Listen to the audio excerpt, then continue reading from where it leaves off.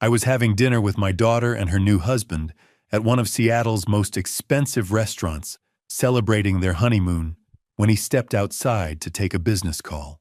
Moments later, an elderly man approached our table, terror written across his face. He slipped a folded note into my hand and whispered, "Your daughter's in danger. Get her out. Now." I didn't know who he truly was, or how dangerous the man my daughter had married might be. But something in that stranger's voice cut through every doubt. And when you're a father, you don't ignore that feeling. So I chose to listen. That decision saved both our lives. Before we go any further, I want to say thank you for being here. It truly means a lot. Drop a comment and tell me where you're watching from and what the temperature is like where you are right now. I love seeing how far these stories travel across the world.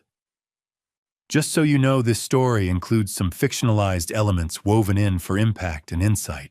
Any similarity to real individuals or settings is purely coincidental. But the message I'm sharing with you, that part, is meant to stay with you. It was a crisp October evening in 2024 when my world changed forever. I'd spent 28 years building homes across Seattle, teaching myself that stability comes from solid foundations and careful planning. Every beam I've placed, every wall I've framed, I've done with the certainty that proper structure keeps people safe. I thought I understood how to build a secure life for my family. Turns out, I didn't understand the first thing about the dangers that could walk right through your front door wearing a perfect smile. The restaurant was one of those places where the silverware costs more than my first truck.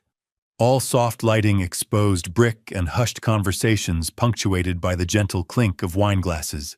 The kind of upscale Seattle spot where the city's professionals celebrate milestones over $30 appetizers.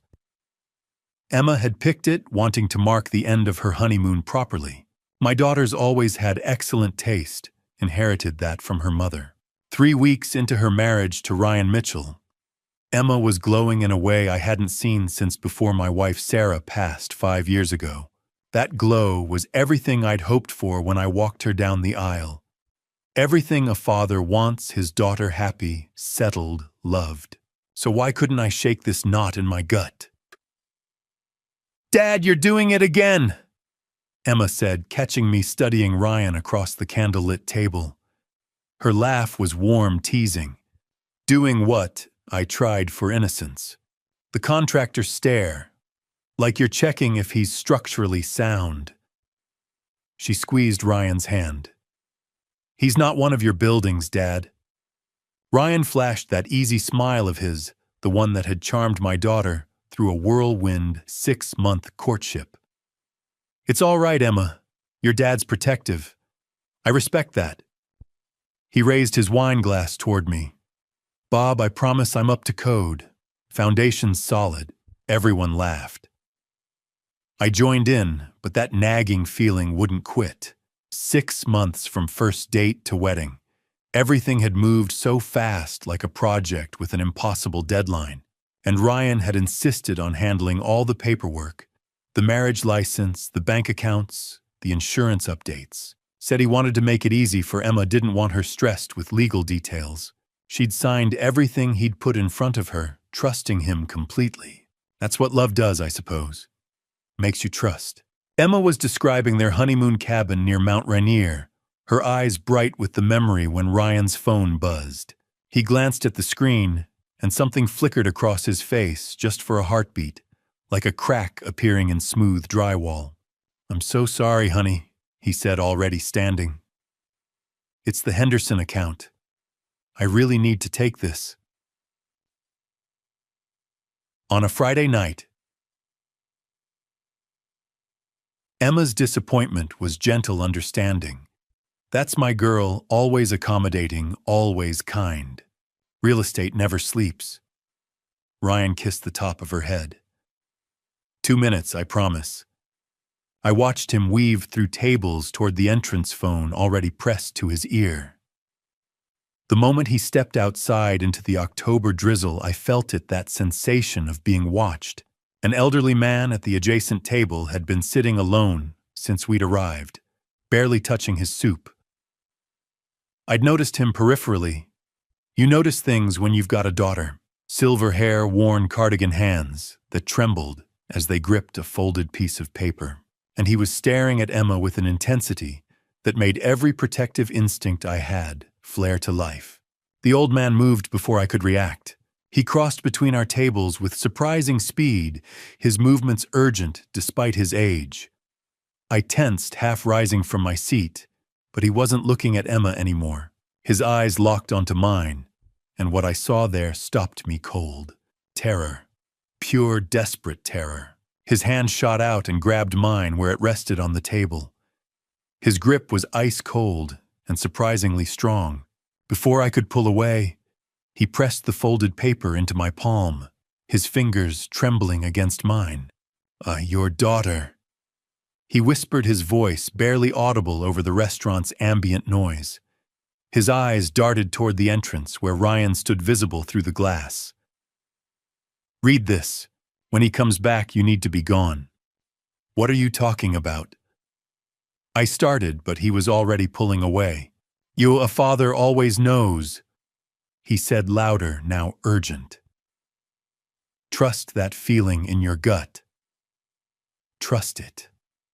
Then he was shuffling toward the exit, head down, moving like a man who'd just delivered a message he'd been terrified to give. "My dad." Emma's voice cut through my shock.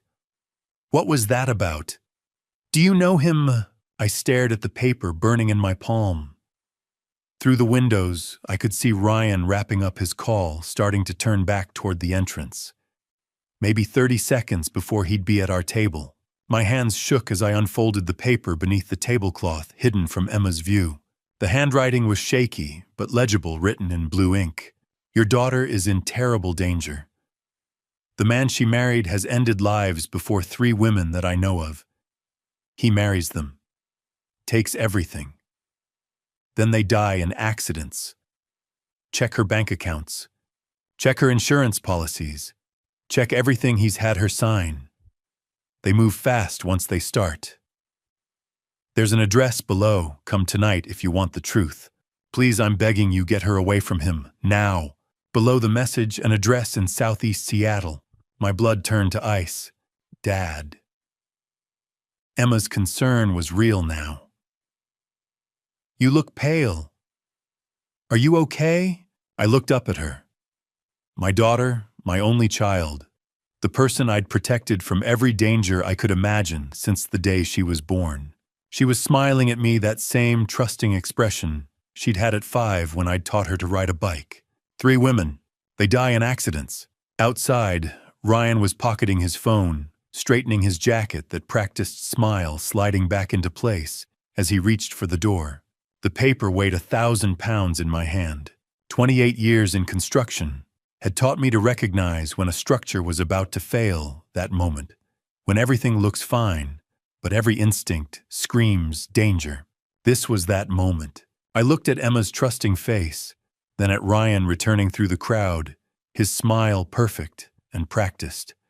Every instinct I'd honed over 58 years told me we had seconds, not minutes. Sometimes a father just knows. I made my choice. The moment Ryan disappeared through that glass door, the clock in my head started ticking.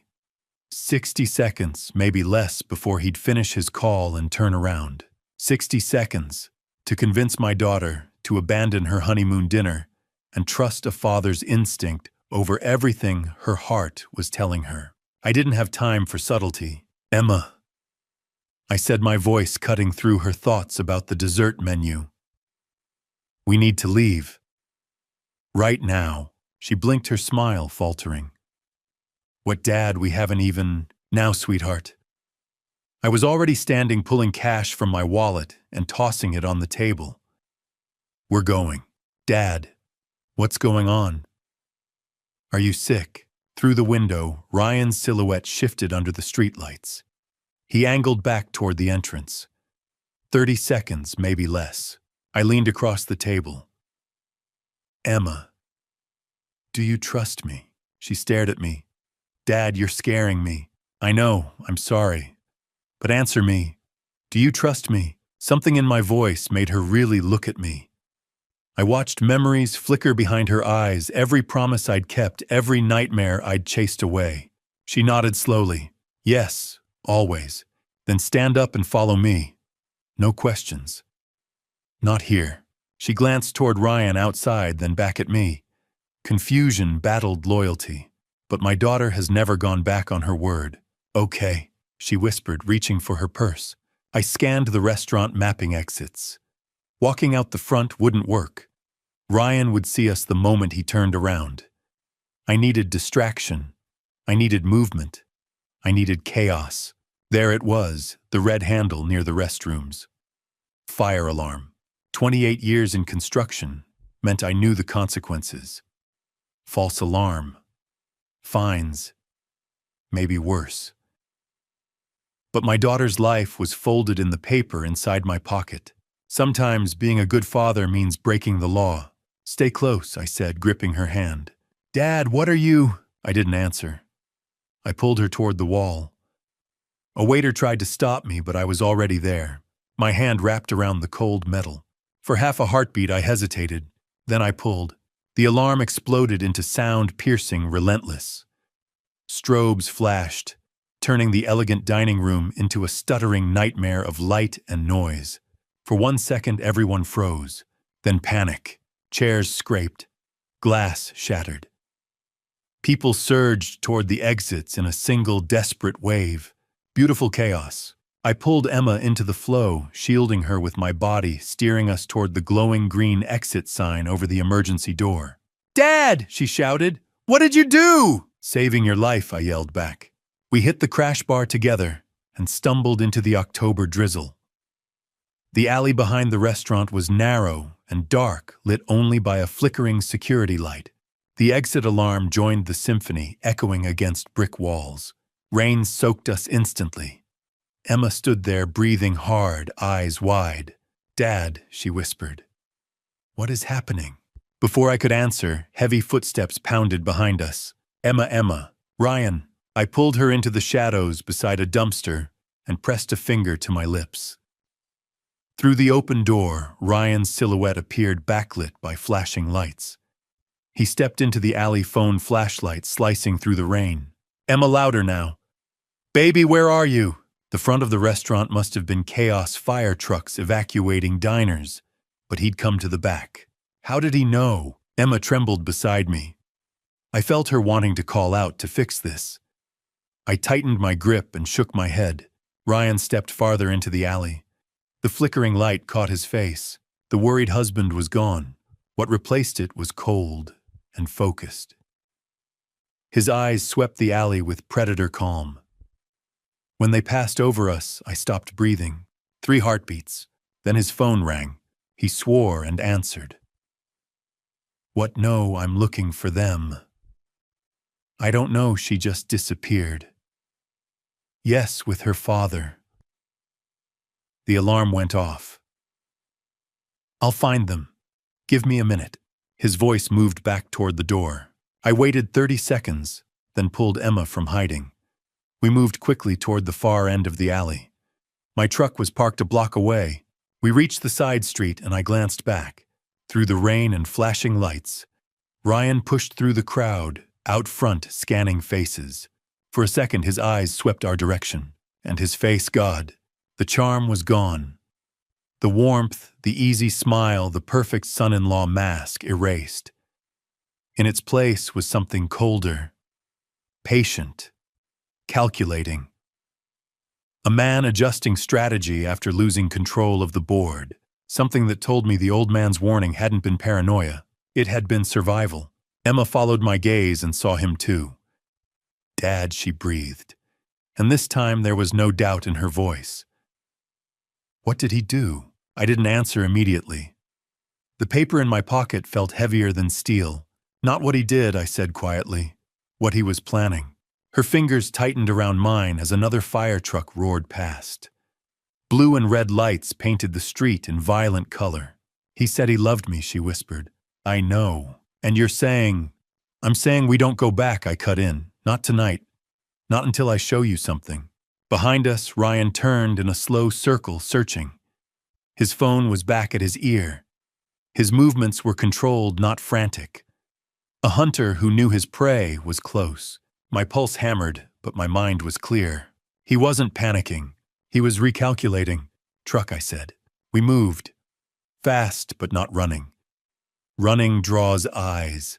When we reached it, I unlocked the doors and ushered her inside. Rain drummed on the roof as I started the engine. Across the intersection, Ryan stepped off the curb, scanning the line of parked vehicles. For one terrible second, his gaze paused on my truck.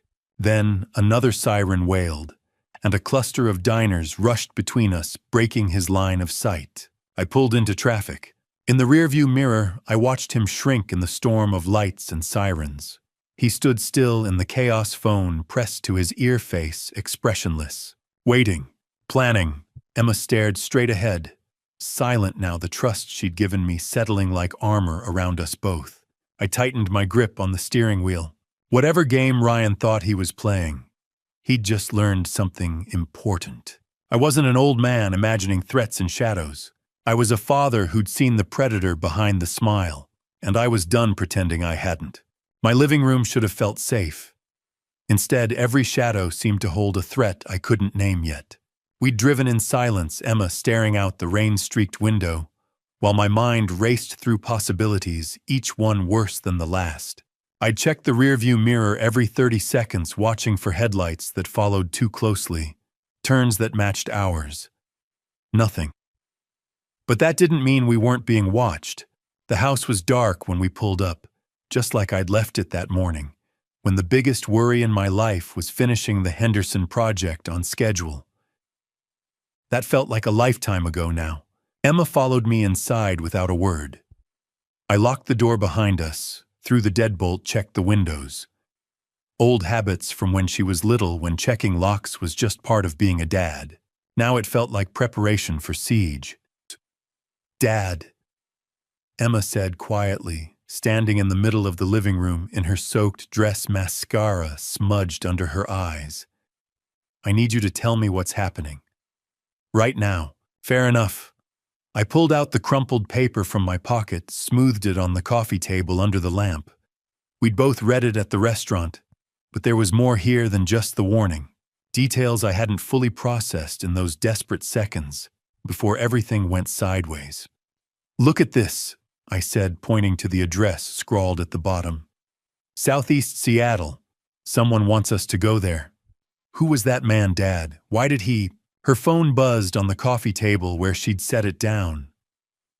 Ryan's name lit up the screen. His photo smiling up at us, that engagement photo from 6 months ago, when everything had seemed so perfect. Emma reached for it. "Don't," I said. "Dad, I have to. He's probably worried sick." The fire alarm, us disappearing. Let him worry. The words came out harder than I'd intended. "Emma, that man at the restaurant told us to check your accounts. Check everything. Before we do anything else, before we talk to Ryan, I need you to look at your bank accounts." She stared at me like I'd lost my mind. "My bank accounts, Dad. What does that have to—" "Huh? Please." I was begging now, and I didn't care. "Just look.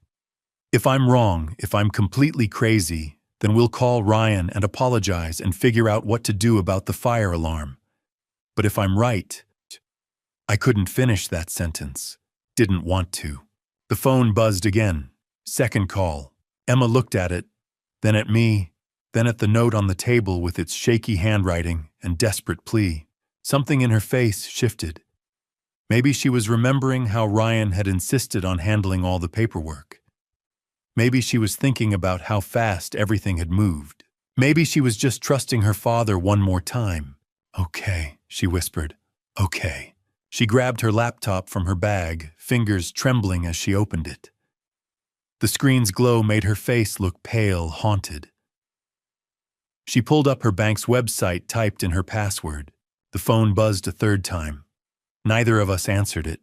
"I'm in," Emma said, her voice tight. "What am I looking for?" See anything unusual, transactions you don't recognize, changes you didn't authorize.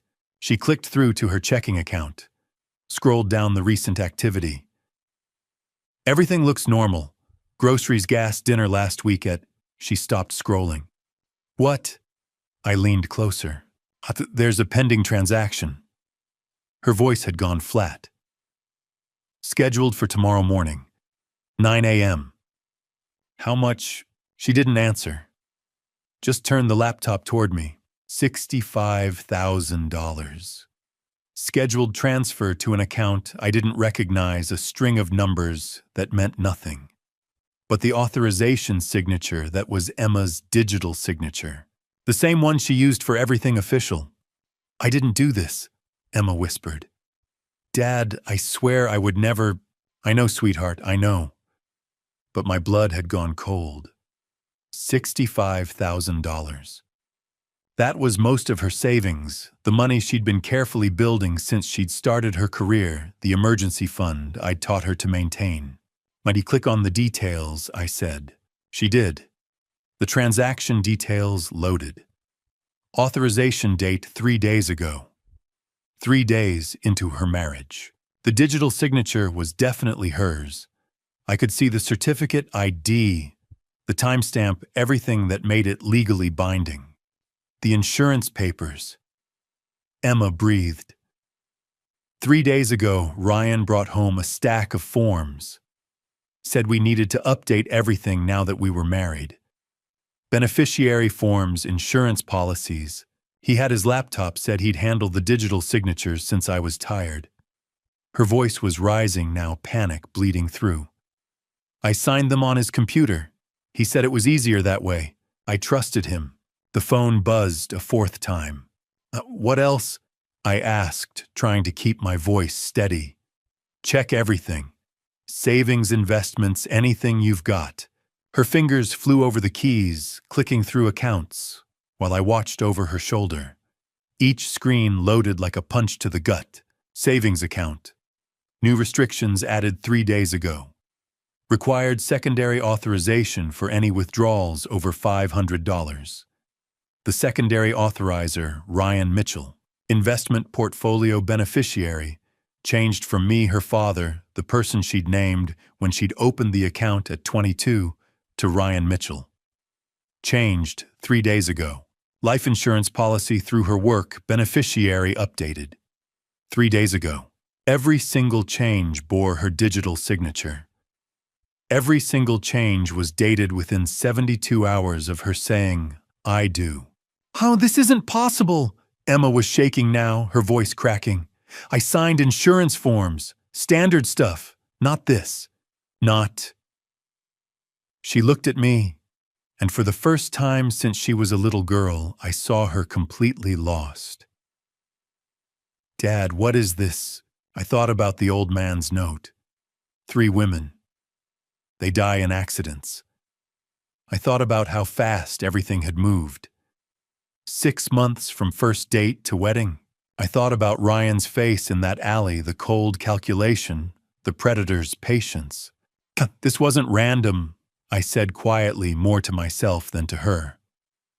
This was surgical, professional, planned. The phone buzzed a 5th time, then a 6th, 7th.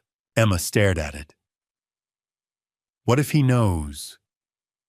What if running away told him that we know something's wrong, and then we need to know more before we talk to him?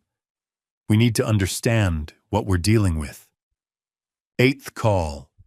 Emma's hand hovered over the phone, years of conditioning, telling her to answer, to be the good wife, to smooth things over. Amita, I said, my voice as serious as it had ever been. Look at that screen. Look at what's been done to your accounts. She looked, really looked. And I watched the last piece of innocence crumble from her face. Her phone went quiet. The silence felt heavier than the buzzing had. Dad, she whispered, and her voice was shaking now. Really shaking. What if running was the worst thing we could have done? What if he knows we know? What if... She couldn't finish. Didn't need to. Because we both understood now. This wasn't paranoia. This wasn't overreaction. This was real. The man my daughter had married 3 weeks ago had spent those 3 weeks systematically taking control of every dollar she owned. And if that old man's note was right, the accidents came next. The phone lit up with a 9th call. Neither of us reached for it. "We have to go, now." The words were out before I'd fully formed them. But Emma's question had crystallized everything. If Ryan realized we suspected him, we'd lose the only advantage that old man's warning had given us. The address on that folded paper wasn't just information, it was our lifeline. And every second we hesitated felt like it was burning through my pocket. 10 minutes later, we were in my truck. Emma's overnight bag lay half-zipped in the back seat.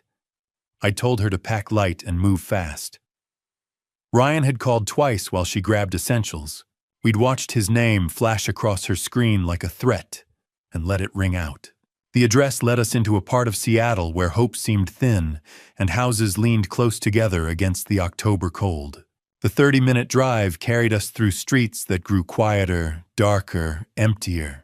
Emma sat rigid beside me, her phone clutched in both hands. By the time we turned onto the final street, Ryan had called 3 more times. Each one went to voicemail. The house stood on a narrow lot, its silver paint glowing pale in our headlights. A chain-link fence enclosed a carefully tended garden, roses still blooming, a vegetable patch recently worked. Someone here valued details in a neighborhood where most yards had surrendered years ago. Before I could knock, the porch light flicked on. The door opened to reveal the elderly man from the restaurant, the one who'd slipped that paper into my hand hours earlier. In proper light, he looked about 65, silver hair, combed back eyes, carrying a sorrow I'd only seen once before, when I had to tell a client their son wouldn't be coming home from Afghanistan. "Mr. Blake," he said calmly. "Emma, please come in." The fact that he knew our names sent a chill through me. Inside, the house was modest but immaculate. Hardwood floors gleamed under warm lamplight. Old furniture well cared for. Lemon polish and fresh coffee lingered in the air, but it was the living room walls that made Emma gasp. Photographs, dozens, arranged in neat rows like a museum display. Young women all about Emma's age, captured in moments of joy, weddings, graduations, mountain hikes, beach vacations. Each picture labeled with a name and dates in careful handwriting. "My name is Henry Foster," the old man said, gesturing for us to sit. His hands trembled faintly as he poured coffee from a waiting carafe. "I know this seems impossible, but everything I'm about to tell you is documented." He moved to the first photograph, a brunette in a white wedding dress smiling at the camera. "Lauren King. She married your son-in-law 10 years ago." He placed a marriage certificate on the table. 6 months later, she died. Carbon monoxide poisoning from a faulty furnace in their rental home. Ruled accidental. He laid out the death certificate stamped by a Seattle medical examiner. Then a property transfer deed. Lauren's inherited house investment accounts. Life insurance, everything passing to Ryan Mitchell. $425,000. Kayla Roberts. He gestured to a blonde in hiking gear on what looked like Mount Rainier. 7 years ago. Married 8 months. She fell during a routine climb on a trail she'd done dozens of times. Authorities ruled it an accident. Another marriage certificate. Another death certificate. Another transfer. $380,000. Nicole Turner. A redhead in doctoral regalia. 4 years ago. Brilliant research scientist. Married less than a year when she died of an apparent prescription overdose. Toxicology showed opiates mixed with alcohol. $315,000. I did the math automatically. That's 1.12 million. Exactly. Henry's voice held steady, but his eyes shone. Each time the same pattern. Fast romance. Marriage within months. Property transfers completed within weeks, sometimes before the wedding. Then an accident. No clear evidence of foul play. Husband inherits everything. Emma had gone pale. But 3 times. That can't just be coincidence. 4. Henry corrected gently, pulling out a thicker folder. The common link is Ryan's mother, Diana Mitchell. She's worked in the city records department for 17 years. Marriage licenses, death certificates, property transfers. Everything passes through her office. She has access to forged signatures, backdate documents, create paper trails that survive scrutiny. He spread documents across the table, Diana's signature appearing as witness or notary on multiple filings. Bank statements, insurance updates, deeds processed through legitimate channels that gave her both access and opportunity. I spent 2 years tracking the pattern, Henry continued. Diana files paperwork. Ryan marries. Assets transfer usually within 2 weeks. Then within 6 to 18 months, there's an accident. Ryan disappears with the money, lets suspicion fade, then resurfaces with someone new. But why? Emma whispered. Why would a mother help her son? Money. Henry didn't soften it. She takes a cut, likely 40%. On 1.12 million, that's nearly $500,000. Enough to justify silence. He didn't need to finish. I looked at the photos again, not as framed smiles, but as women who had trusted the wrong man. Emma's next, I said. Yes. Henry slid forward another set of documents. Property transfer paperwork dated 3 days after Emma's wedding. Insurance policies updated to name Ryan's sole beneficiary. Expected payout $890,000. Emma's breath hitched. She has more assets than the others. Henry said gently. The house you helped her buy. The stock options from her tech company. Her mother's inheritance. Ryan likely sees her as his largest return yet. Emma's tears fell silently. I wrapped an arm around her shoulders. How do you know all this? I asked. How did you know where we'd be tonight? Henry's expression hardened. Because I've been watching Ryan for 2 years. I know his habits, his targets, his timing. He paused. And because I helped him once, the room went still. He stepped to the end of the photo display and tapped a 4th picture, a young woman with dark curls and green eyes laughing at a beach picnic. Amanda Foster, he said quietly. Officially, she died 2 years ago in a single vehicle accident on Interstate 5. Rainy night, car off an embankment. Ryan collected $750,000 from her estate. He looked directly at me, but she didn't die.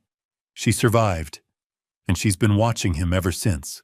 Dawn broke gray and cold over Seattle. I'd managed maybe an hour of restless sleep on Henry's worn couch, Emma curled in an armchair beneath a blanket he'd given her. Every time I closed my eyes, I saw the photographs on his wall, Lauren, Kayla, Nicole, smiling faces frozen before futures were stolen. The phone rang at exactly 6. She wants to meet, Henry said without greeting. His voice was different now, hard, efficient. 15 minutes from here. A diner. 6:30. Emma was awake before I ended the call. Amanda. I nodded. Time for answers. The diner sat where an aging industrial strip met tired residential blocks. Nancy's 24-hour cafe glowed beneath a flickering neon sign. The kind of place shift workers used and nobody asked questions.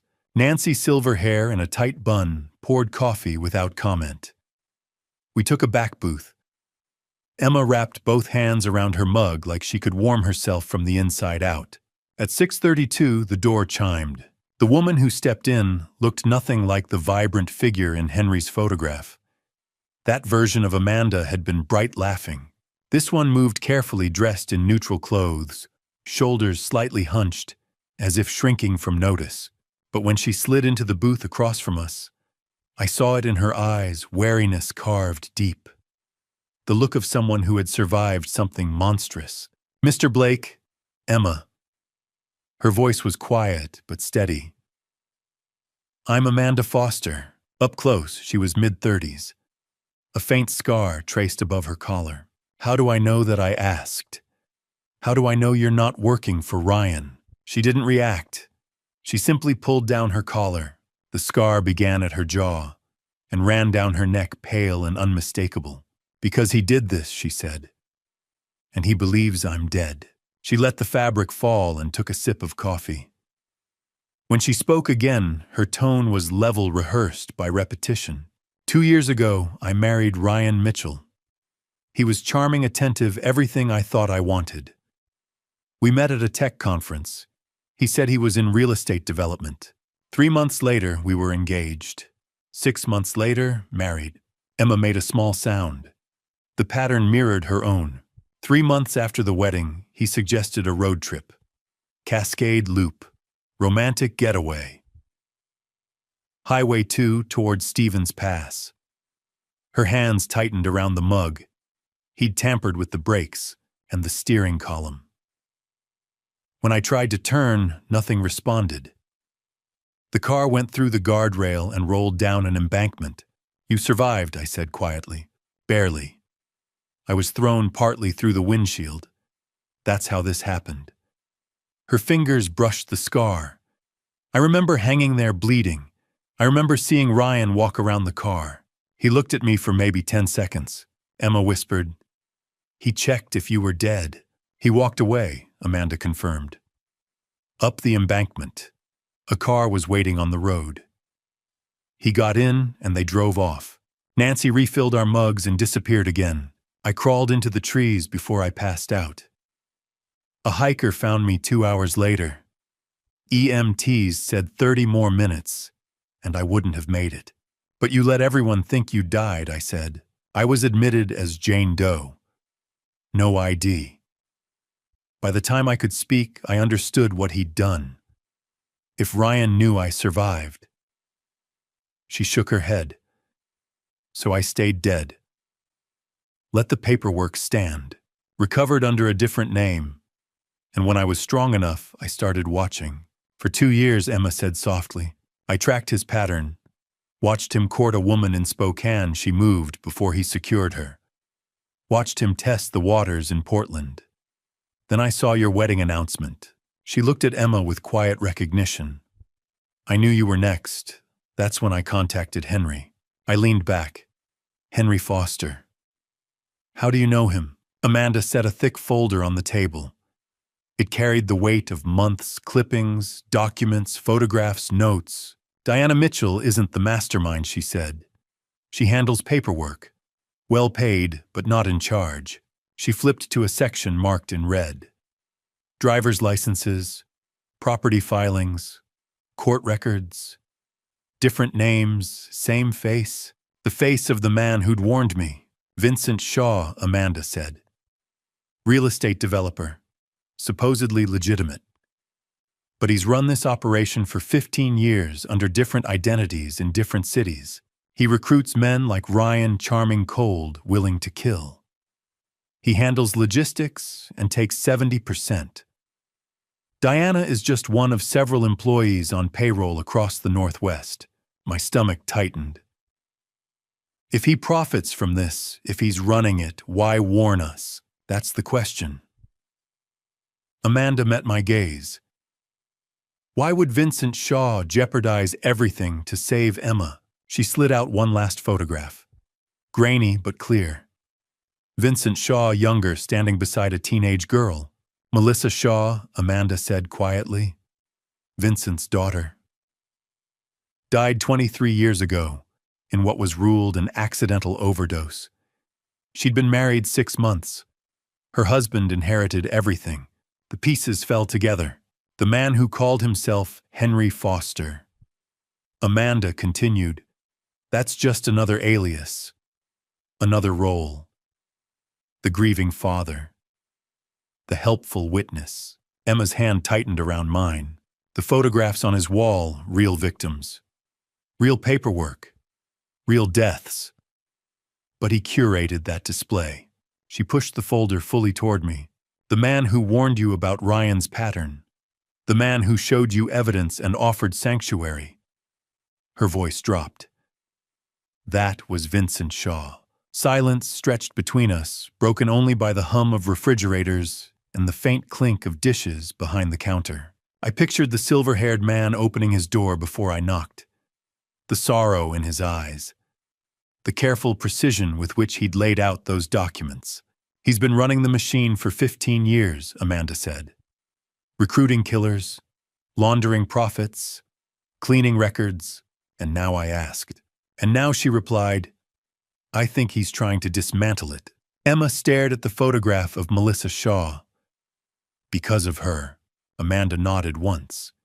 He lost his daughter the same way he's helped others lose theirs. Somewhere along the line, guilt caught up. Or he's playing a longer game, I said.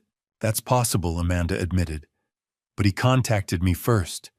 Said he was done. Said he wanted to end it before Ryan killed again. Emma's voice trembled. So he warned us. Yes, and Ryan doesn't know. Not yet, Amanda said. If he suspects, he'll vanish. Vincent knows that. That's why everything has to move carefully. I looked down at the folder at years of documentation, layered in ink and signatures. So we've been hiding in the house of the man who built the trap, I said. Amanda held my gaze steadily. Yes, and you think he's trying to stop the monster he helped create? She nodded. Outside, the gray morning brightened slightly, though no warmth came with it. Emma's thumb traced the edge of her mug. If Vincent Shaw really wants to end this, she said softly, then he's going to have to bring down his own son. Amanda's expression didn't change, and that she said is exactly what he intends to do.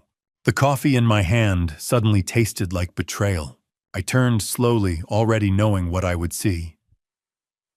At the table directly beside ours, the one I had barely noticed when we sat down, was the man who had called himself Henry Foster. He had been there the entire time, listening, waiting. You've been playing us, I said, my voice flat. The elderly posture vanished. He straightened, and the illusion dissolved. His shoulders no longer stooped. His eyes were sharp, not roomy. Even his voice when he spoke carried no tremor. Guilty, Vincent Shaw said smoothly. But I also saved your daughter's life. At least for now. Emma's hand found mine under the table, her grip tight. Why, Amanda asked quietly. Why reveal yourself now? We could have walked away believing Henry was just another grieving father. Because we're past subtlety, Vincent replied. And because Bob needs to understand the choice in front of him. I'm not making any deals with you, I said. You haven't heard the terms. He leaned back comfortably. I've been running operations in the Pacific Northwest for 15 years. Tech executives, federal contractors, people with complex estates and clean public profiles. 1 or 2 cases a year, different cities spaced out enough to avoid patterns. The FBI has a file on me. It's thin. He gestured dismissively. Diana Mitchell, on the other hand, is sloppy. 4 victims in 10 years, same region. Greedy. Property transfers 3 days after a wedding that draws federal attention. And federal attention in Seattle is bad for my interests elsewhere. So you want her removed, Amanda said. I need her removed. But I can't do it directly. If she disappears, I'm the first suspect. However, he smiled, a concerned father uncovering a murder conspiracy. That's civic responsibility. You manipulated everything I said. The warning, the house, the photographs, Amanda. Vincent saved me, Amanda said quietly. I turned to her. 2 years ago, I should have died on that mountain road, she continued. He had someone watching Ryan for separate reasons. When the crash happened, his people pulled me out and got me to a hospital. I survived because I agreed to help when he called in the favor. I gave you information, Vincent said. You chose how to act. You ran from the restaurant.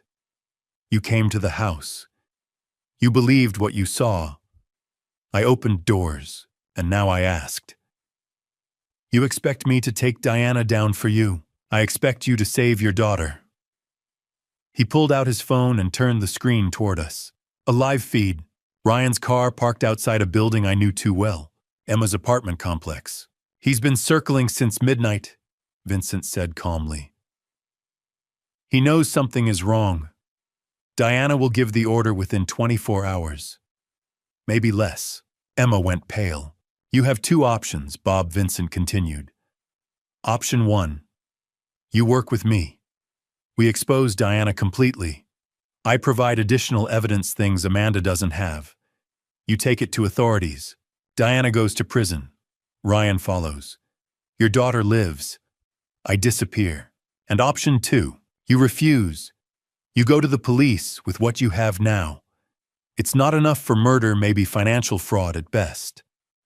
Diana and Ryan panic. They accelerate. And Emma becomes victim number 5. He stood buttoning his coat with precise calm. You have until 7 a.m. tomorrow. That's when Diana moves regardless. I know her patterns. And if I turn you in instead, I asked. Vincent smiled faintly. Henry Foster doesn't exist. The house you visited has already been scrubbed. You can try, but time spent chasing me is time Ryan uses planning your daughter's accident. He stepped toward the door. Amanda followed silently. At the threshold, he paused. Choose wisely, Bob. My way, Diana goes to prison. Your way. He shrugged. Ryan finishes what he started. The door chimed behind them. Through the window, I watched Amanda slide into the driver's seat of a black sedan, Vincent beside her. They merged smoothly into morning traffic. Nancy returned, topped off our coffee, and left the check face down. The fluorescent lights buzzed. A low radio played classic rock. The world continued as if nothing had shifted. Dad. Emma's voice trembled. What do we do? I watched the sedan disappear around a corner. 24 hours. The sun climbed higher, stretching shadows across the parking lot. 24 hours to decide whether to make a deal with a crime boss or risk my daughter's life. Two predators. Both dangerous. Both wanting the other gone. Vincent had called Diana sloppy, greedy, drawing attention. He had also made one mistake. He had assumed I would choose between them. But maybe the way to beat two hunters wasn't to ally with one. Maybe it was to turn them on each other. I looked at Emma, brave, frightened, alive. I think I said slowly, we let them believe we're choosing. Her brow furrowed. What does that mean? It means we make Vincent think we're working with him. We make Diana think we're running scared. And we give both of them just enough truth to make them doubt each other. Emma stared at me, understanding dawning. Divide them, she whispered. Yes. Vincent relied on patterns. Diana relied on paperwork. Ryan relied on control. If we disrupted all three at once, maybe they'd turn inward instead of outward. 24 hours. Enough time to set a trap, but only if we moved first. Nancy's check sat between us. The world outside brightened with indifferent sunlight. I reached for my phone. First, I said we call Vincent back. Emma swallowed. And tell him what? That we're in. Her eyes searched mine. Are we? No, I said quietly. We're just making him think we are. Outside traffic thickened with morning commuters, unaware that somewhere between them, two criminal operations were preparing to move. And for the first time since this nightmare began, I felt something that wasn't fear, strategy. For hours, I wrestled with Vincent's ultimatum. Every choice felt like betrayal of justice of the victims of my own conscience. By noon, I realized I'd been asking the wrong question. The problem wasn't which predator to help. It was how to trap them both. I paced my living room 28 feet I'd measured and built myself 15 years ago. Emma sat curled in Sarah's old reading chair, watching me wear a path in the carpet. Ryan had stopped calling around 10 a.m. That silence felt more threatening than the ringing ever had. You're not actually considering helping Vincent, Emma said. No, but I am considering making him think I am. She straightened. A double cross? More like a triple cross. We need evidence against both Vincent and Diana. Real evidence. The kind that can't be dismissed or buried. Diana's office, Emma said. That's where the records would be. City Records building downtown, 4th floor. Diana works in property and transfer. I pulled up the building on my phone. Standard security keycards, cameras, night guard. Emma came to stand beside me. If we could expose both of them at once, publicly, we need witnesses. I finished her thought. Thousands of witnesses. My phone rang. Amanda. I put it on speaker. Tell me you're calling to help. Both, maybe.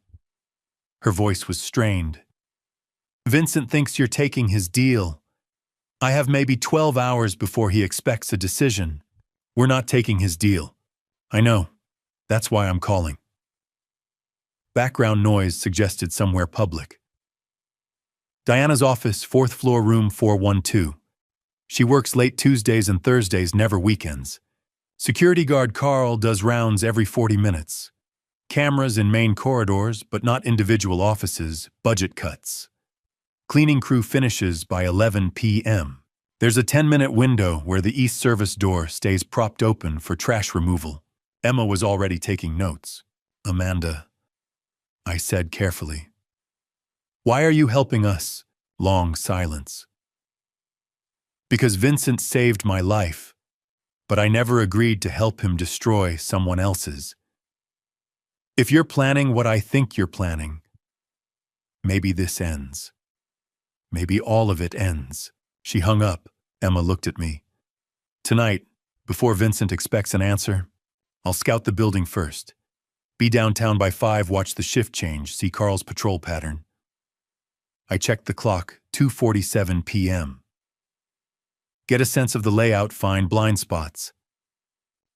And tomorrow, Emma's voice shook. Vincent's deadline is tomorrow morning. This was the part I'd been dreading. Tomorrow you go back to Ryan. Dad, just for a few hours? Morning coffee? Act like everything's fine, like you overreacted about the restaurant. Take pictures if you can. But mainly, you buy us time. You want me to be bait. I want you to be an actress, the best one he's ever seen. I took her ice-cold hands in mine. By the time he realizes something's wrong, we'll already have what we need. And when we go public, and we will go public, you'll be somewhere safe with witnesses around you. How do we go public in a way they can't stop? I thought about the photos on Vincent's wall, the spreadsheet with Emma's name and a dollar figure beside it. I thought about Lauren King and Kayla Roberts and Nicole Turner women who died in shadows while the world went on unknowing. Yeah, we make sure the whole world is watching, I said. Live in real time. So many people, there's no way to hide it. Understanding dawned. A live stream. We go into Diana's office, find everything, every file, every victim, every dollar. Document it on camera. Then wait for them to come to us. Vincent, Diana, Ryan, all of them walking into a trap with thousands watching. They'll never let us broadcast from inside. They won't know we're broadcasting until it's too late.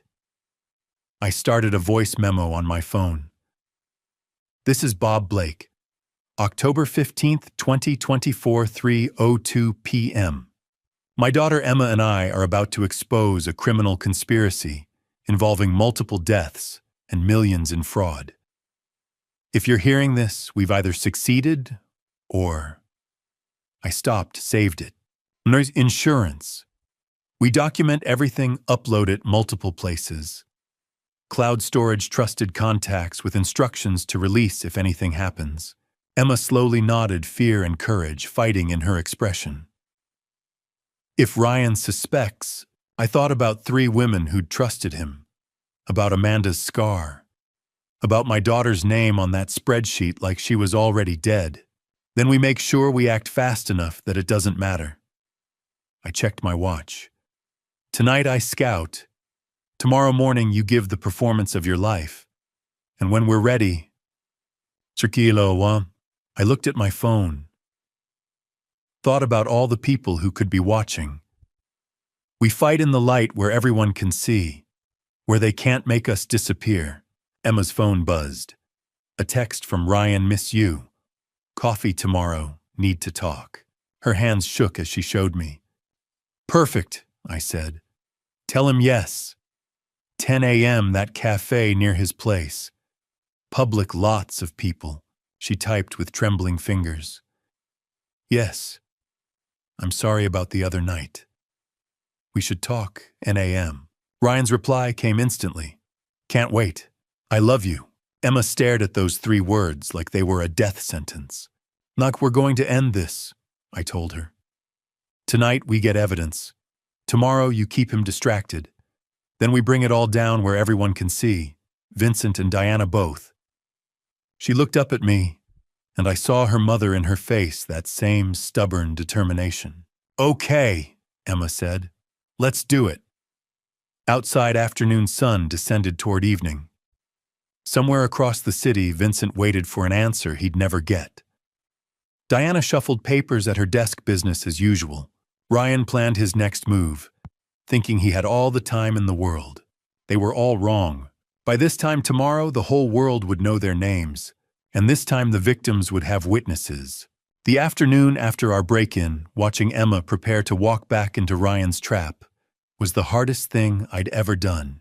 We had evidence safely backed up in the cloud files. Photographs, Diana's spreadsheets showing every victim and every dollar. Now we needed to buy time before making our final move. Emma stood before her bedroom mirror practicing her lines like an actress preparing for opening night. Hey, I'm sorry. My dad just... He panicked, you know. I watched from the doorway, my chest tight. You can still back out. She met my eyes in the reflection. No. Those women, Lauren, Kayla, Nicole, they trusted him completely. That's why they died. I'm walking in there knowing exactly what he is. That's my advantage. She pulled out her phone, stared at Ryan's name in her contacts. 36 hours since she'd last spoken to him. 36 hours he'd been wondering, worrying, possibly planning. She hit dial. Ryan. Her voice was perfect, hesitant, apologetic, young. I'm so sorry. I could hear his voice through the speaker relief mixed with something else. Something calculating. Emma, thank God. Where are you? I've been losing my mind. Dad had some kind of panic attack. Made me scared of everything. Can we meet? I need to see you. Of course. The cafe, 2 o'clock. Perfect, I'll be there. She hung up and looked at me. He bought it. He wants to believe it, I said. That makes him vulnerable. I followed from a distance, parking across the street, where I had a clear view through the cafe windows. My phone was recording insurance documentation evidence if anything went wrong. Ryan arrived 5 minutes early. Through the window, I watched him choose a table with sight lines to the door, check his phone, twice run his hand through his hair. If I didn't know better, I'd think he was a nervous man in love. Emma walked in at exactly 2 p.m. Ryan stood immediately, his face transforming into perfect concern. He pulled her into a hug that looked tender, protective. She didn't pull away, my brave girl. They sat. I couldn't hear the words, but I could read the scene. Emma's body language hesitant, confused, apologetic. Ryan's understanding, forgiving, loving. The perfect husband, whose wife had been temporarily led astray by her overprotective father. He took her hand across the table. She let him. They talked for 20 minutes. Coffee arrived. Emma laughed once, a performance so good I almost believed it myself. Ryan's posture relaxed incrementally. Whatever doubts he'd harbored were being carefully dismantled by my daughter's acting. Then Ryan leaned forward, said something that made Emma nod. He gestured toward the street, toward his apartment building 3 blocks away. She hesitated, perfectly calibrated uncertainty, then agreed. They stood. He paid. His hand settled on the small of her back as they walked out. I waited 30 seconds, then followed. Ryan's apartment was on the 3rd floor of a modern building, all glass and steel, the kind of place that screamed success. I parked where I could see his windows, sent Emma a text, I'm here. You're not alone. Three dots appeared, then I know. Going in now. The next 2 hours were the longest of my life. Later, Emma would tell me what happened inside. How Ryan had been the perfect host, offered wine, put on music, made her comfortable. How he'd pulled out folders of paperwork, spread them across his glass coffee table. Hiding insurance updates, he'd said. We should finalize these soon. Standard beneficiary changes for married couples. Emma had played confused. This looks complicated. Dear, trust me, it's routine. We just need to complete them within the next few days. She'd pretended to read the forms, while her phone, hidden in her purse with the camera lens exposed, silently photographed everything on the table. When Ryan went to the kitchen for more wine, she'd moved fast, flipped through the folders, captured images of documents that would never hold up in court because they'd been obtained illegally, but would be devastating in the court of public opinion. A list of names with dates beside them, financial projections in neat columns, notes about timelines and methods, and at the bottom in Ryan's careful handwriting, Emma Blake, timeline 3 days, hiking accident, 3 days. Her hands had been shaking when she signed a harmless form to maintain her cover, a dental insurance update that meant nothing. Ryan had returned, seen her signature, smiled. See easy. She'd stayed another hour, laughed at his jokes, let him kiss her goodbye at the door, played the role all the way through. My phone buzzed at 4:47 p.m. Emma walking down the street toward where I'd parked. I met her halfway, and the mask finally dropped. She was shaking. I got it, she whispered. I got everything. In my truck, she pulled up the photos on her phone. My hands trembled as I scrolled through them. Names I recognized from Henry's wall, from Vincent's wall. Lauren King, Kayla Roberts, Nicole Turner, dollar amounts beside each name, all in the hundreds of thousands, and new names, potential targets. Women Ryan had researched but not yet approached. Their net worth listed like they were investment opportunities. Then Emma's own page, her name at the top in that same careful handwriting. Emma Blake. Net worth $890,000. Timeline 3 days. Method. Hiking accident. North Cascades, date October 18th. October 18th, 3 days from now. Below that, more details. Trail names, weather forecasts, the specific turn where cell service dropped out. He'd planned it like a construction project, every detail accounted for, every risk mitigated. He showed me the insurance forms. Emma said, her voice hollow. Kept saying we should finalize everything this week, before our hiking trip this weekend. She laughed, a broken sound. He invited me to go hiking, Dad, this weekend, to the exact spot he's planning to. She couldn't finish. I pulled her close, felt her shaking against me. You were incredible. So brave. I kept thinking about Amanda, she whispered. About her scar. About how she survived because someone was watching. We have evidence now. From Diana's office and from Ryan's apartment. Both of them documented. I looked at the photos again.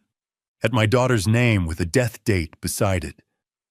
At the casual professionalism of a man who'd turned ending lives into a business model. Whatever we're doing next, Emma said, pulling back to look at me. We have to do it now. He's moving faster than we thought. 3 days. We'd bought time with last night's break-in, gathering evidence from Diana's office that proved the pattern. But Ryan was accelerating, perhaps sensing something was wrong, perhaps just following his timeline. Either way, we were out of time. Tonight, I said. We make our move tonight. That afternoon, while Emma rested before tomorrow's performance, I drove downtown to scout the building where Diana Mitchell kept her secrets. 28 years in construction had taught me that every building has weaknesses. I just needed to find Diana's. Downtown Seattle at 5 p.m. was a river of people flowing toward parking garages and bus stops. I found a coffee shop across from the City Records building, ordered something I didn't drink, and settled at a window table with a clear view. The building was pure 1970s, brutalist 6 floors of poured concrete with narrow windows like defensive slits. The kind of architecture that prioritized function over form, built during an era when governments believed in permanence. I'd worked on the seismic retrofit of a similar building in 2019. I knew this type solid institutional aging infrastructure beneath a maintained exterior. From my vantage point, I watched the exodus. Office workers in business casual streamed through the main entrance. At 5:15, I spotted Karen, the office staffer Amanda had mentioned leaving with a canvas tote bag and earbuds in. She looked tired, ready for her evening to begin.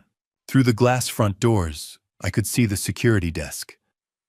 Carl sat behind it, middle-aged and thick around the middle, wearing a uniform that had seen better days. As I watched, he stood stretched, picked up his radio, and disappeared into an interior corridor. I checked my watch and started timing. 40 minutes later, Carl reappeared at his desk. Sat down, made a note in his logbook, settled back into his chair. The rhythm of institutional security, predictable, methodical human. I left the coffee shop and walked the building's perimeter. The main entrance faced the street cameras above the door's card readers, too exposed. The north side entrance was similar, but the rear, where the building faced an alley shared with 2 other office complexes, told a different story. The loading dock area was active at 6:30 p.m. A maintenance truck was backed up to the service entrance, and I watched 2 workers in coveralls prop the metal door open with a wheeled cart while they hauled cleaning supplies inside.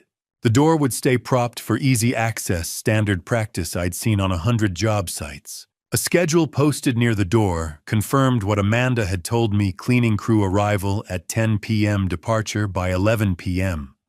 4 hours to service 6 floors. I circled back to study the camera positions. The building's security system was visible from the outside, black domes mounted at regular intervals. Heavy coverage on floors 1 through 3 where public services operated. But the 4th floor, where property and transfer sat, had only 2 cameras I could identify, both covering the main corridor. The stairwell would be the weak point. Emergency egress stairs in buildings this vintage rarely had cameras, too expensive to retrofit, and most security directors focused on main entry points and high traffic areas. I walked back to my truck, parked 3 blocks away, made notes in my phone. Drew a rough sketch parking garage beneath the building, likely accessible from the service entrance. Stairwell connecting all floors. 4th floor corridor with 2 cameras. Room 412 at the end of the hall, Amanda's intel. At 8 p.m. I returned for the evening observation. The city had transformed.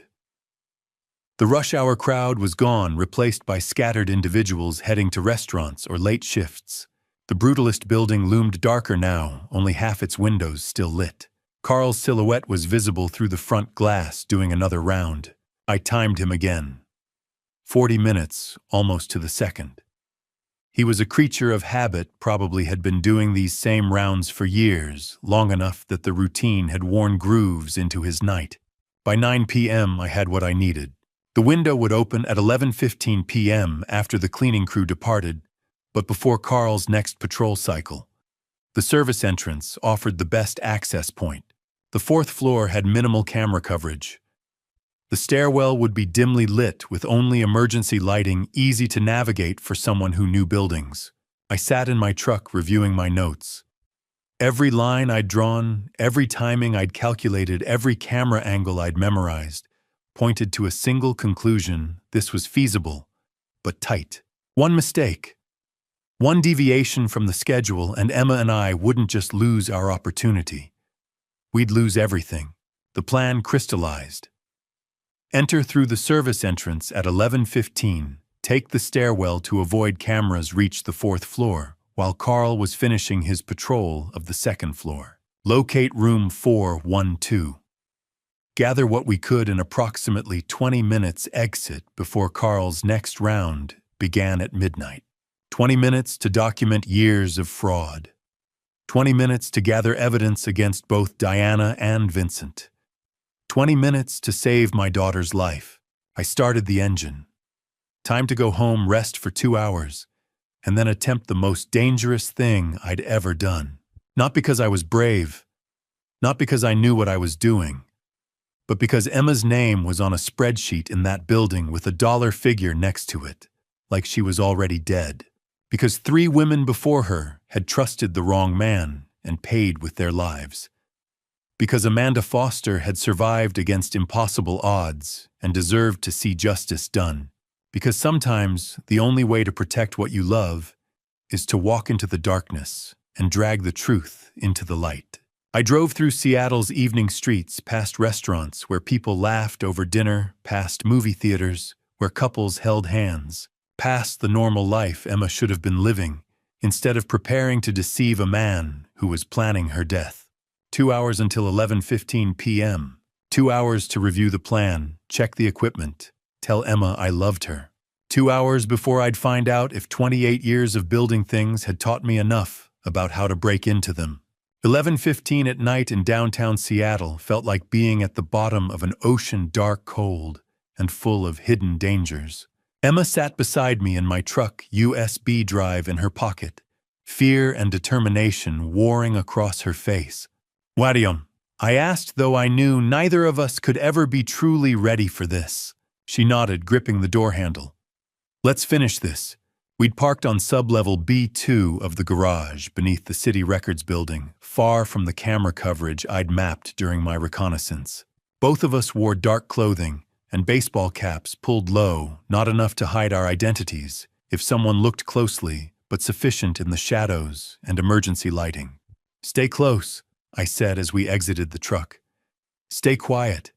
If anything goes wrong, you run. Promise me." "We'll both run, Dad."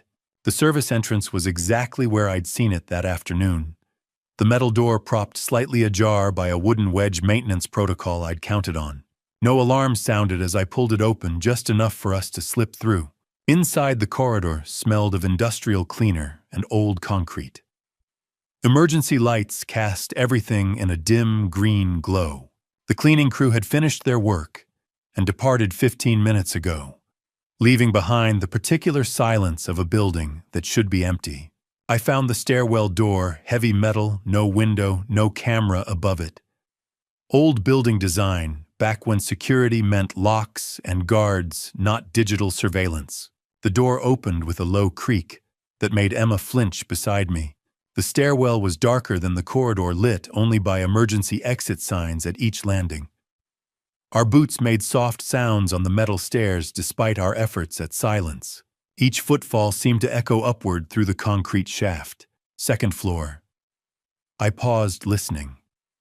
Nothing but the ambient hum of a building at rest, HVAC systems, electrical transformers, the white noise of infrastructure. Third floor. Emma's breathing was quick and shallow beside me. I squeezed her shoulder once, reassurance without words. Fourth floor. The door had a narrow window of reinforced glass. I edged up to it, careful to keep most of my body out of sight, and peered through. The corridor was empty. Fluorescent lights buzzed overhead, casting that familiar institutional glow. I could see the 2 cameras I'd identified earlier, mounted near the elevator bank, their lenses pointing down the main hallway. But the stairwell door was in their blind spot. I'd counted on that during my reconnaissance. I eased the door open. "Stay against the wall," I whispered. We moved along the corridor, hugging the wall where the camera angles couldn't reach. Room 408. Room 410. And then at the corner where the corridor turned, Room 412. The nameplate read, Diana Mitchell, Deputy Director, Property and Transfer. I knelt before the lock, while Emma stood guard, her back pressed against the wall, eyes fixed on the corridor behind us. From my pocket, I pulled the tools I'd brought, tension wrench and pick, skills I'd learned 30 years ago working construction in neighborhoods where you sometimes locked yourself out and locksmiths cost money we didn't have. "This might take a minute," I murmured. Emma's hand found my shoulder, squeezed once. Her palm was cold, even through my jacket. The lock was standard commercial grade, better than residential, but not high security. I worked the pick carefully, feeling for the pins, applying steady pressure with the wrench. 5 pins. The first 2 gave easily, The third was stubborn. Behind me, Emma's breathing stopped for a moment. Someone's. I froze, listened. Footsteps distant from the far end of the corridor. But they faded away, moving down a different hallway. Not Carl, probably a late worker heading to the parking garage. The fourth pin clicked. The fifth. And then the tension wrench turned, and the bolt slid free with a soft, metallic click that sounded like a gunshot in the silence. The door opened into darkness. Inside the office was everything I'd expected, and nothing at all. File cabinets lined one wall. A desk held a computer monitor keyboard, a coffee mug with a picture of a golden retriever, family photos on a shelf, Diana with a teenage boy, presumably Ryan, at a younger age. Everything was neat, organized, mundane, the banality of evil, I thought. This could be anyone's office. You'd never know from looking that murders had been planned here, that lives had been reduced to spreadsheets and property transfers. "I'll take the files," I said quietly. "You handle the computer." Emma moved to the desk, pulled out the USB drive, and plugged it into the tower beneath the monitor. The screen bloomed to life, casting blue light across her face. Her fingers moved across the keyboard, with the swift confidence of someone who'd spent years in user experience design, understanding systems, finding pathways. I moved to the filing cabinets, tried the first drawer locked. Of course it was locked. I pulled out my tools again, applied the same technique.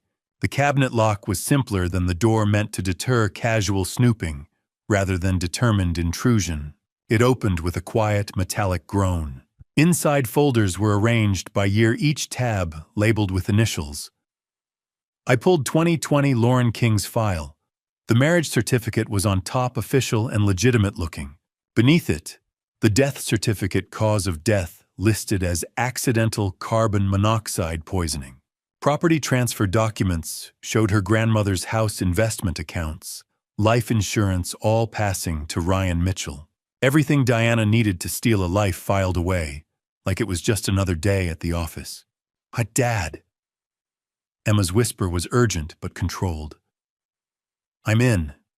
There's so much here. Spreadsheets, emails, scanned documents.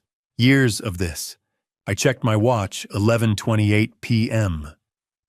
Carl's next patrol would bring him to the fourth floor in 12 minutes. 12 minutes to photograph everything we could download, what Emma could access, gather enough evidence to bury both Diana and Vincent. "Start copying everything," I said, moving to the next folder. 2017, Kayla Roberts. 2014, Nicole Turner. Each folder telling the same story with different names, different faces, different families destroyed. We needed every second, 12 minutes. That's all the time we had before Carl's patrol brought him to the fourth floor. 12 minutes to document years of ending lives and stealing fortunes. My hands moved faster than they had in decades. I pulled the first folder completely free, Lauren King, 2014. The marriage certificate was on top, looking official, until you knew what to look for. The notary stamp was slightly off-center, the kind of detail that wouldn't raise questions unless you were specifically looking for forgery. Beneath it, the death certificate, cause of death listed as carbon monoxide poisoning from a faulty furnace. Then, the property transfers, her grandmother's house in the suburbs, investment accounts, life insurance policies. Total value $425,000, all passing to Ryan Mitchell. I photographed every page with my phone, forcing my hands steady despite the adrenaline. Each document was a piece of a woman's life reduced to paperwork and profit. Behind me, Emma's fingers flew across the keyboard, the soft clicks punctuating the silence like a countdown timer. I moved to the next folder. Kayla Roberts, 2017. Marriage certificate, death certificate this time, a hiking accident on Mount Rainier. Property transfer documents, $380,000. More notes in Diana's handwriting, detailing which stamps she'd used, which documents required backdating, which officials had signed off without looking too closely. Dad. Emma's whisper was tight with shock. I'm in the main database. There's a spreadsheet. Projects.xlsx. I glanced over while sliding out the third folder. Emma's face was illuminated by the monitor's blue glow, her eyes wide. It's not just 3 victims, she breathed. There are preliminary research files on 6 other women. Women with assets, women who fit the profile. She's been hunting. Nicole Turner, 2020. The pattern repeated marriage death by prescription overdose property transfer. $315,000. Diana's notes were more detailed here, including copies of the forged prescription forms, documentation of how she'd backdated the paperwork to make everything appear legitimate. $1.12 million stolen from 3 dead women, documented in neat folders like they were just another day at the office. So copy everything, I said quietly. Multiple backups. Emma's USB drive was already working. Uploading to Dropbox and Google Drive. Multiple accounts. Even if they find one, we'll have copies. I checked my watch, 11:35 p.m., 5 minutes before Carl would be at the elevator pressing the button for the 4th floor. I photographed the last pages of Nicole's folder, Diana's step-by-step notes on how to process fraudulent death certificates, which county offices had lax verification procedures, which stamps could be forged with simple tools ordered online. It was the instruction manual for murder filed away like a recipe collection. 87%, Emma whispered, watching the upload progress bar. 92%. I carefully returned the folders to their exact positions, making sure the tabs aligned perfectly. Any sign of disturbance, and Diana would know someone had been here. There's more, Emma said, her voice shaking slightly. A folder called Future Targets. 4 women in Seattle. Names, addresses, net worth calculations, relationship status. She's been researching them. Is your name? No, not yet. Emma's fingers flew across the keyboard, taking screenshots. But these women... Dad, we have to warn them. After we're done with Diana, we have to... We will. I moved to stand behind her, watching the screen. 4 photographs, 4 profiles. Women going about their lives, unaware that someone was calculating their worth and planning their ends. 96%, Emma reported. Almost there. I scanned the office one final time, making sure everything was exactly as we'd found it. The coffee mug with the golden retriever, the family photos, the neat stacks of paperwork. No sign that we'd been here except for the files now uploading to cloud servers across the internet. 98%, 99. My watch showed 11:38. 2 minutes until Carl reached this floor. We needed to be in that stairwell, moving down and away before he stepped out of the elevator. 100%, Emma breathed. It's backed up. Multiple copies. They can't erase this. She ejected the USB drive, shut down the computer properly, no sudden power-offs that might leave traces in the system logs. I gathered my tools, returned them to my pocket. Everything had to look undisturbed, unremarkable.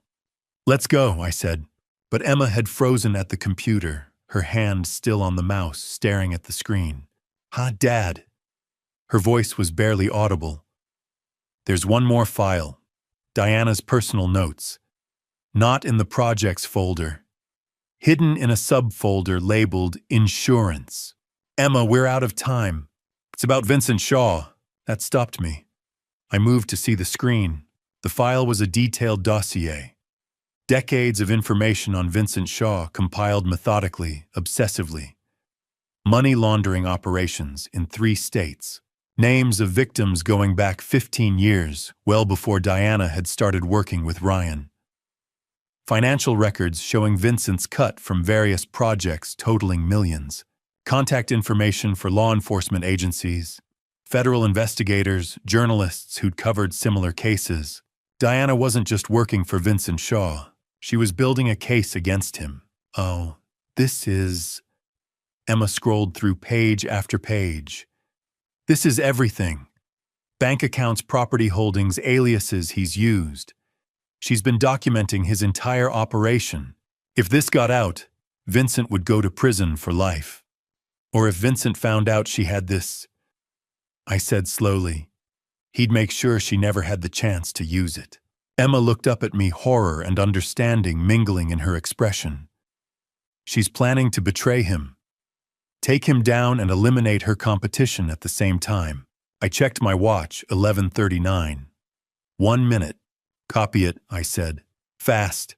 Emma's fingers flew. The file was large years of compiled evidence, but she managed to save it to the USB drive in 40 seconds. The longest 40 seconds of my life. Done, she said, ejecting the drive. We moved to the door. I eased it open, checked the corridor. Empty. The elevator display showed Carl on the 3rd floor ascending. Go, I whispered. We slipped out of room 412, leaving everything exactly as we'd found it. Everything except the digital copies now stored in 3 separate cloud accounts on a USB drive in Emma's pocket and backed up to my phone. We'd come for evidence of Diana's crimes. We were leaving with something far more dangerous, proof that could start a war between 2 criminals, each with everything to lose. The stairwell door closed behind us, just as we heard the elevator chime. We almost made it. The evidence was backed up. The room looked untouched, and we were 10 seconds from the door when I heard footsteps in the corridor. Not Carl's steady patrol rhythm. These were faster, purposeful, angry. They stopped outside room 412. I grabbed Emma's arm and pulled her behind the desk. We crouched, barely breathing. Beneath the door, 2 shadows blocked the hallway light. The handle turned. Fluorescence snapped on blinding. Ryan Mitchell stood in the doorway. Carl was beside him, stiff in his security uniform hand, hovering near his radio. Motion sensors, Bob. Ryan's voice was stripped of charm, cold and precise. 4th floor triggered 20 minutes ago. Did you think I wouldn't monitor my own building? I stepped out, shielding where Emma hid. Stay away from my daughter. Ryan's smile was thin as wire. Your daughter. She's my wife.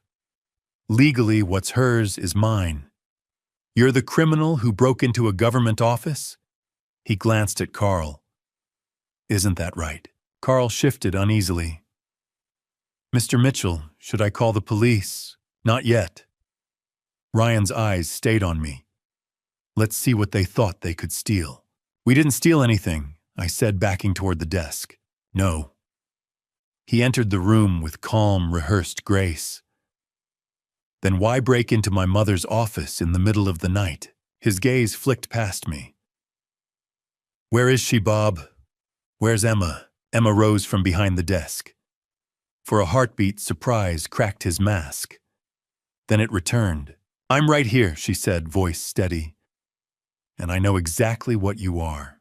His face softened into concern, so convincing it might have fooled anyone else. Emma, sweetheart, whatever your father told you. Lauren King, she cut in. Kayla Roberts, Nicole Turner. Should I keep going? The mask shattered. What remained was pure calculation. No remorse, no hesitation, Carl Ryan said quietly. Lock the door. Carl hesitated. Sir, I don't think... Lock the door.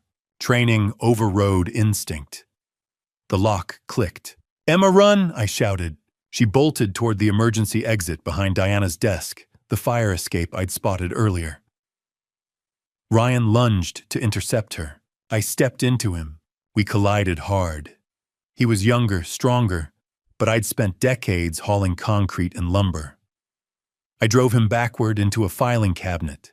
It tipped. Folders spilled in a cascade. Lauren, Kayla, Nicole, years of meticulous planning scattered across the floor. Carl grabbed my arm. Sir, please. I shoved him off. Stay out of it. Emma slammed the crash bar on the emergency door. The alarm detonated into sound, a deafening shriek. Emergency lights strobed down the corridor. "Go," I yelled. She disappeared through the exit. I followed. Behind us, Ryan shouted, but the alarm swallowed his words. The stairwell exploded with flashing light and echoing noise. Emma flew down the metal steps, 2 at a time. I followed, gripping the railing, clutching my phone, our photographed evidence secured inside it. Above us, the stairwell door burst open. Ryan's voice echoed down, stripped of charm. "You can run, Bob, but you can't hide. You can't escape me. You can't escape Vincent. We'll find you." His words fractured in the siren's howl as we burst through the ground floor exit into the parking garage. Emma sprinted to my truck, yanking open the passenger door. I hit the key fob. The engine roared. We were moving before the doors fully shut, tires screeching as I took the turn too fast. In the rearview mirror, Ryan emerged at the garage entrance phone to his ear face twisted with fury under fluorescent glare. He was calling someone. Vincent, Diana. The police. Emma's breathing was ragged.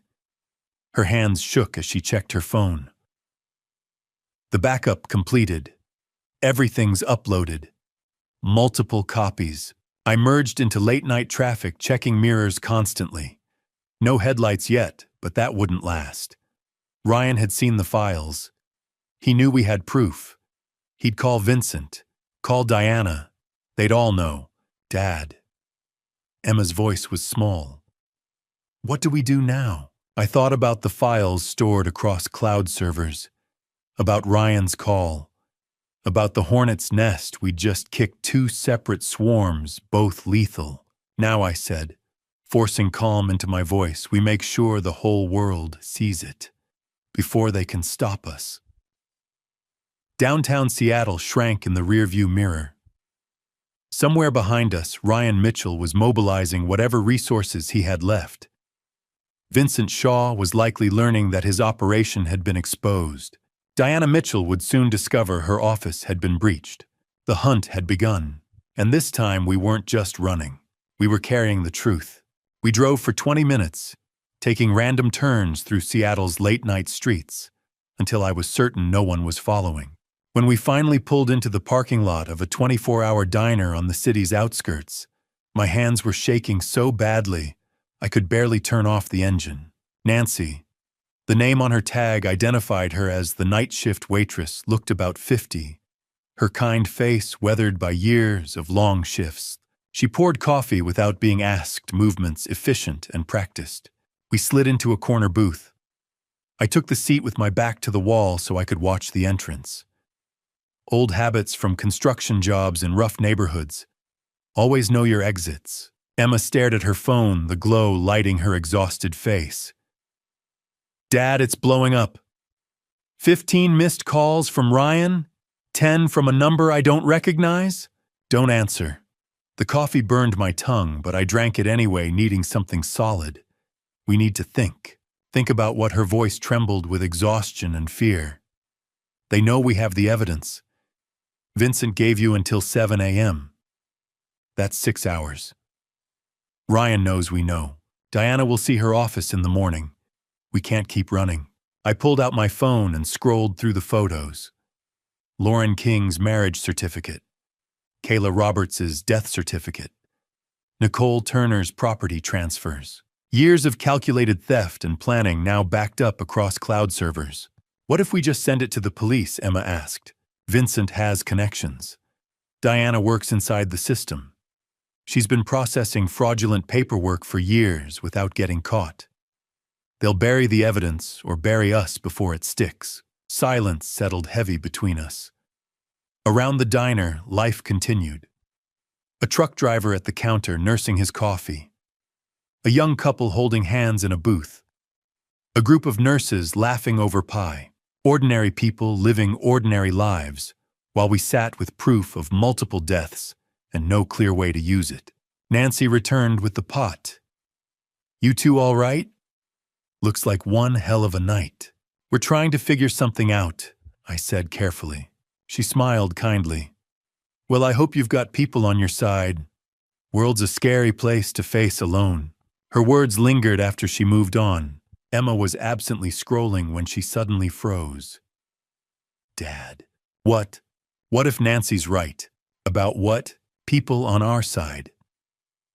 She turned her phone toward me. Last year, a whistleblower live-streamed corporate fraud. Thousands watched in real time. The company couldn't bury it because too many people saw. Something clicked. Live stream. Witnesses. Vincent couldn't intimidate everyone. Diana couldn't rewrite records already broadcast to thousands. We don't choose between Vincent and Diana, I said slowly. We expose both. Live. In front of everyone. Emma's eyes brightened for the first time that night. They can't silence 10,000 people. Or 50,000. If we go public fast enough, it's unstoppable. I pulled out my phone and opened Facebook, an app Emma had set up for me years ago, so I could see her photos. I've never done this. I have. She slid beside me and began tapping across the screen with confident speed. Facebook, Instagram, Twitter. We can stream to all of them. Multi-platform. When you go live, I'll share it from my accounts. We tell everyone to share it. We make it viral. She configured the stream settings, explained viewer counts, comments, shares. Her UX design training made her fluent in a language I barely spoke. When I asked, she checked the time. 1 a.m. now. Before Vincent's deadline. Before Ryan organizes anything. She hesitated. We go back to that building. Confront Diana. With the world watching. She might call the police. Good. Her jaw set in a way that reminded me of her mother. Let her. Let Ryan show up. Let Vincent try to stop us. Every second will be recorded. They can't make us disappear if everyone's watching. I looked at my daughter, brave enough to walk back into danger for proof, exhausted but unbroken. Your mother would be proud, I said quietly. Emma's eyes filled, but she smiled. She'd probably say we're both crazy. She'd be right. I left cash on the table, enough to cover coffee and a generous tip for Nancy, whose offhand advice had sparked this plan. Let's go be crazy. Back in the truck, Emma finalized the setup, testing signal strength, ensuring backups were recording. When you start, just talk. Tell them who you are. What happened? Show the evidence. I'll record on my phone too, and push the stream everywhere. My finger hovered over the Go Live button. Ready, she asked. I thought about Lauren, Kayla, Nicole, about Amanda's scar, about Emma's name on a spreadsheet with a dollar amount beside it. I pressed the button. The viewer count jumped from 0 to 10, 50, 200. Our faces appeared on screen, framed by the dim interior of the truck. My name is Bob Blake, I said, voice steadier than I felt. 3 weeks ago, my daughter Emma married a man named Ryan Mitchell. What we didn't know is that he's done this before. Tonight we're going to show you proof. If anything happens to us, you're all witnesses. 500 viewers, 800. Comments flooded in. What? Share this, call the police recording. Is this real? Emma met my eyes. I saw her mother's courage there. We were committed now. No turning back. Driving back to the building we'd barely escaped felt like insanity. But with 5,000 people watching our live stream, with comments flooding in, urging us to stay safe, and we're calling 911. And share this. For the first time since this nightmare began, we weren't alone. The viewer count climbed as I drove. 8,000. 10,000. Emma monitored her phone's second screen, watching shares multiply across platforms. I kept my phone mounted on the dashboard camera facing me. We're going back, I said to the lens, to the thousands of strangers who'd become our witnesses. Diana Mitchell works on the 4th floor of the City Records building. She's forged documents for years, helping her son Ryan Mitchell end women's lives. and steal their money. The comments scrolled past faster than I could read. "This is insane! Someone screen record this. Calling Seattle PD now. Share, share, share. 12,000 viewers." We pulled up in front of the building. Lights blazed on the 4th floor. Diana was still there, probably destroying evidence after Ryan's panicked call about our break-in. "Show them the evidence," I said to Emma. She held up her phone to my camera, cycling through the photos we'd taken. Lauren King's forged marriage certificate, Kayla Roberts's falsified death report, Nicole Turner's manipulated property transfers.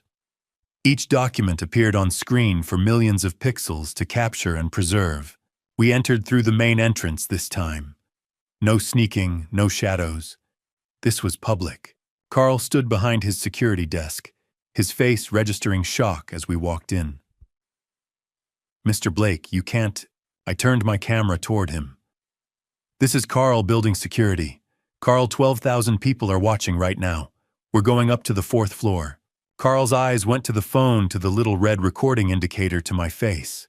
I saw the calculation happen in real time, physically stopping us while thousands watched, versus letting us pass and claiming he'd been overwhelmed. He stepped aside. The elevator ride up felt eternal.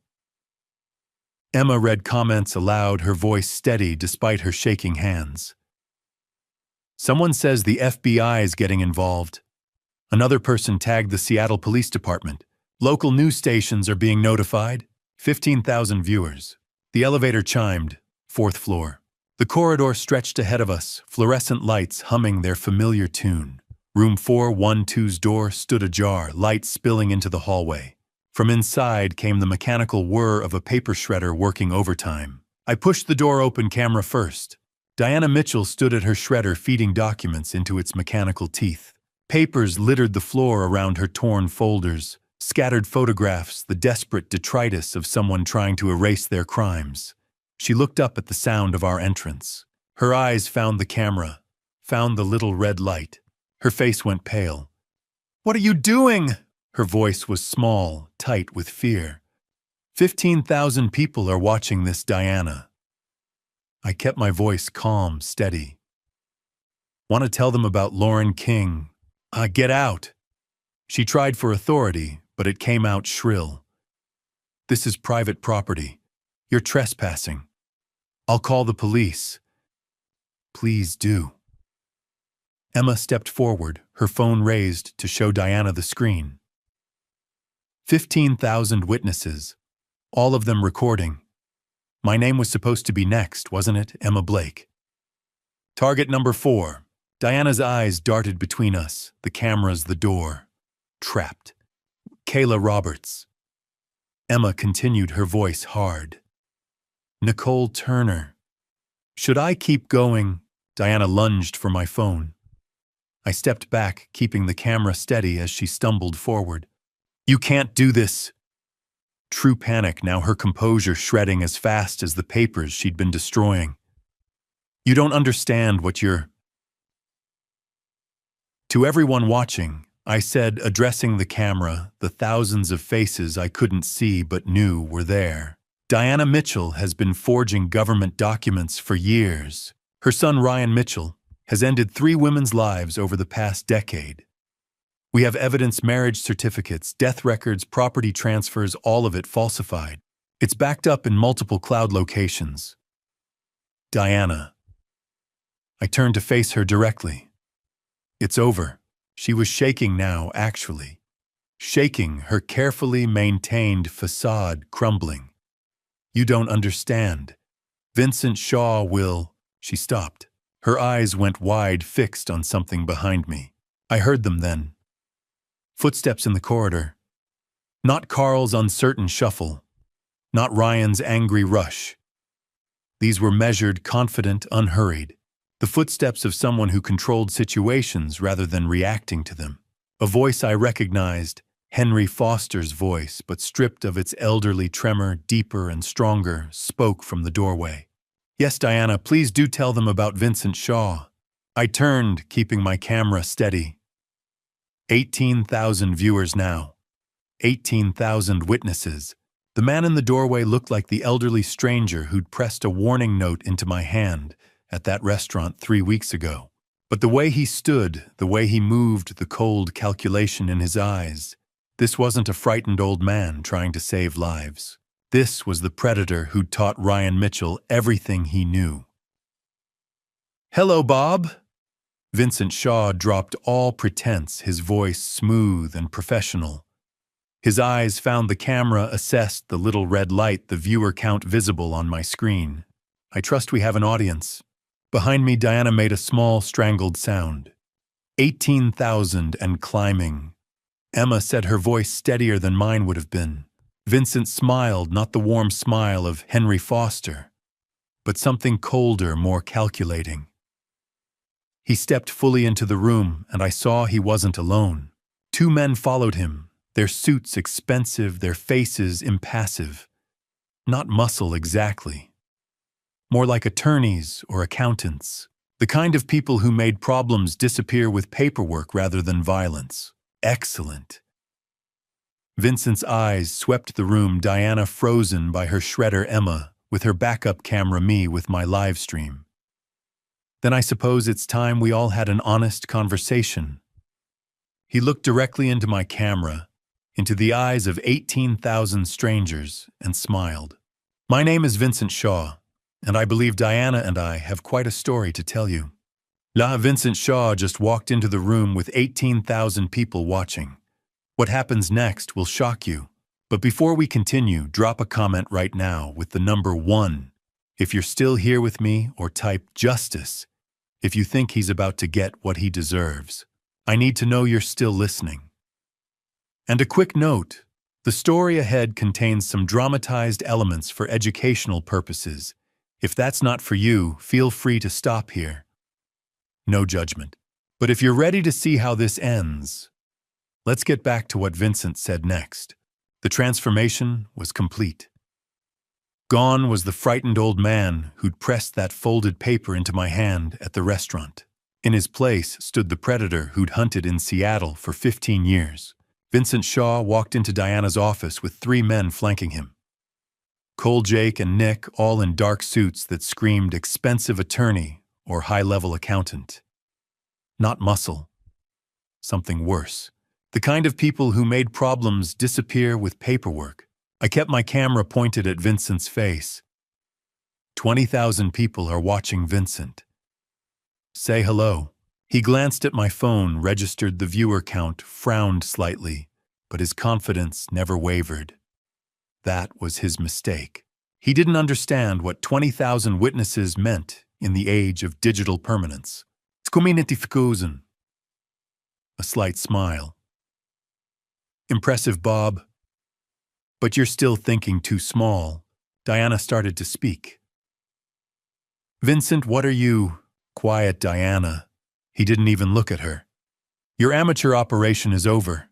He turned his attention back to me, to the camera, to the audience he still didn't fully comprehend. You played your part perfectly, Bob. The angry father, desperate to save his daughter. I gave you just enough information to tear Diana apart. The address, the victims' names, the pattern. Everything you needed to destroy her credibility and operations.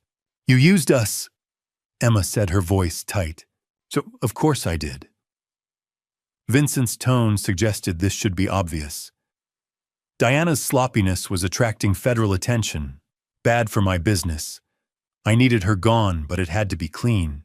No connection to me. And then Bob Blake appeared, construction worker, no criminal record, acting purely from paternal love. Perfect. 25,000 viewers. The number kept climbing. You're confessing, I said quietly, in front of 25,000 people. Vincent's laugh was genuinely amused. Confessing, no, Bob. I'm explaining. There's a difference. He walked casually to Diana's desk, picked up one of the folders she'd been trying to shred. You see, I've been running organized operations in Seattle for 15 years. Tech executives, federal contractors, real money, not Diana's petty widow-killing scheme. He dropped the folder back on the desk with contempt. Diana here ended 4 women's lives for less than $1 million total. Crude. Obvious. The kind of sloppy work that draws attention. He smiled at the camera. My operations are cleaner, larger scale, more sophisticated. I average 2 to 3 million per year, and the FBI doesn't even know I exist. So is everyone hearing this? I said to the camera, to the thousands I couldn't see. Vincent Shaw just admitted to running organized crime for 15 years. Vincent waved a dismissive hand. And what will they do? Bob, call the police. He laughed. I have connections throughout the Seattle Police Department, city government, state agencies. Do you think I've operated this long without insurance, without protection? 30,000 viewers. Diana made a sound, not quite a laugh, more like a bark of bitter amusement. Vincent's eyes snapped to her. You have something to say, Diana. Huh, you arrogant fool. Her voice was quiet but sharp as broken glass. You think Bob was the only one gathering evidence? I've been compiling files on you for 2 years. Bank accounts, property holdings, names of your other associates. An insurance package, Vincent. To make sure you couldn't dispose of me the way you've disposed of others. She pointed at my phone. Everything you just said, everything you just admitted, it's being recorded. By 30,000 people. For the first time, Vincent's confidence flickered.